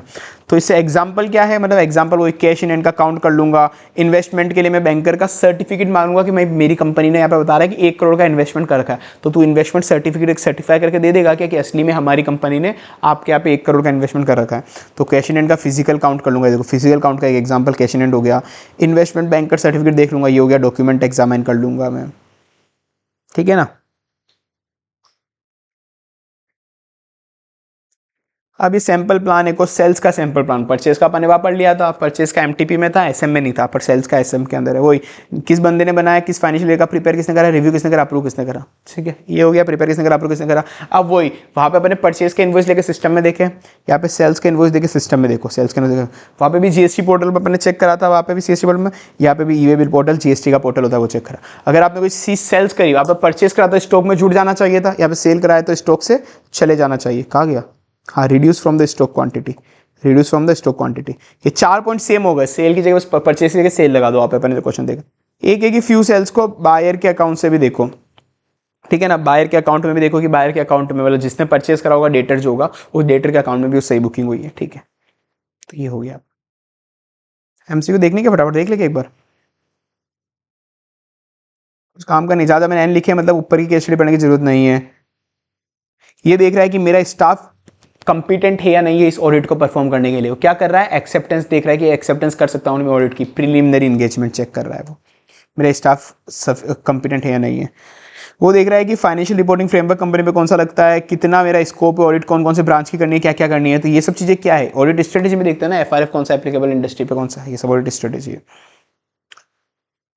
टेकिंग इनटू अकाउंट इसका प्लान्ड इंक्वायरी एंड विजिट, कि वो देख रहा है कि मेरे को प्लानिंग कर रहा हूँ कि मैं कहाँ पे इंक्वायरी जाके चेक कर रहा हूँ, मैं सब चीज़ें यहाँ पे प्लानिंग कर रहा हूँ कि यहाँ पे रिस्क हो सकती है, यहाँ पे नहीं हो सकती, यहाँ पे विजिट कर रहा हूँ, उससे इंक्वायरी कर रहा हूँ, डाटा निकालने की कोशिश कर रहा हूँ। तो ये सब क्या है, ये सब एक तरह से रिस्क असेसमेंट प्रोसेस है, रिस्क कहाँ कहाँ हो सकती है वो मैं ढूंढ रहा हूँ, इंक्वायरी कर करके पूछताछ कर रहा हूँ, अंडरस्टैंडिंग ले रहा हूँ। सेट ऑफ इंस्ट्रक्शन किसी एंगेजमेंट टीम को काम करने के लिए दिया, ऑडिट प्रोग्राम होता है वो, कोई काम था उसके ऑडिट प्रोग्राम में नहीं लिखा था तो क्या उसको काम नहीं करना, नहीं भाई, ऑडिट प्रोग्राम को मॉडिफाई करो ना, अल्टरनेट सेट ऑफ इंस्ट्रक्शंस को, बेसिक है। ट्रू एंड फॉल्स कर लेना, एमसीक्यू में पूछ सकता है ऐसे ट्रू एंड फॉल्स को घुमा के। अब भाई एक और खास चीज याद रख के, टेलीग्राम चैनल का नीचे लिंक दे रहा हूँ, वो ज्वाइन कर ही लेना तुम, नीचे पे नोट्स में आधे फ्री में बांटता रहूंगा, अपडेट भी देता रहूंगा। बुक्स का नीचे डिस्क्रिप्शन लिंक दे दिया, बुक लेनी हो तो, और बाकी मैंने तुमको बता ही दिया है। ये फ्री फास्ट ट्रैक बैच कम एडमिन कॉस्ट बैच भाई तुम्हारे लिए इस अटेम्प्ट के लिए तो स्पेसिफिक मैं बोल रहा हूँ, अभी आने वाला इस अटेम्प्ट है अभी, तो इसके लिए तो तुमको अभी मेनली सितंबर हो रहा है, अभी तुमको केवल एडमिन कॉस्ट में मिल रहा है, इसलिए मैं तुमको बोल रहा हूँ ये फ्री फास्ट ट्रैक बैच ही, एडमिन कॉस्ट तो तुमको बेयर कर लो भाई, क्यों मेरे चूना लगवा रहे हो, वो वाली दिक्कत है, ठीक है ना। तो वो एडमिन कॉस्ट तुमको बेयर करो, बाकी 500-1000 रुपये में क्या जाएगा भाई, लोगों की 5-5 हज़ार की क्लास है या 5-5, 7-7 हज़ार की मेहनत लग रही है, समझ जाओ, ठीक है ना। एडमिन कॉस्ट तो ले लो, तो तुमको लेनी हो, बाकी के चैप्टर उधर मिल जाएंगे बहुत से। अब तो यूट्यूब पे, ये यूट्यूब चैनल याद करके सब्सक्राइब कर लेना, यूट्यूब पे मिल जाएंगे चैनल, आप प्लेलिस्ट देख लो बहुत से, बाकी रिमेनिंग एडमिन कॉस्ट में मिल जाएंगे तुमको। और साथ में तुम्हारे बहुत जल्दी ट्रिक निमोनिक सीरीज भी लाने वाला हूँ, कैसे किस चीज़ को याद करना है वो सब, ठीक है। बाकी best of luck for the exams, अपन पढ़ेंगे अभी, और अभी तो पढ़ेगा इंडिया तभी तो बढ़ेगा इंडिया, अभी तो बहुत चैप्टर बाकी करेंगे अपन, ठीक है। चलो tata bye bye, see you.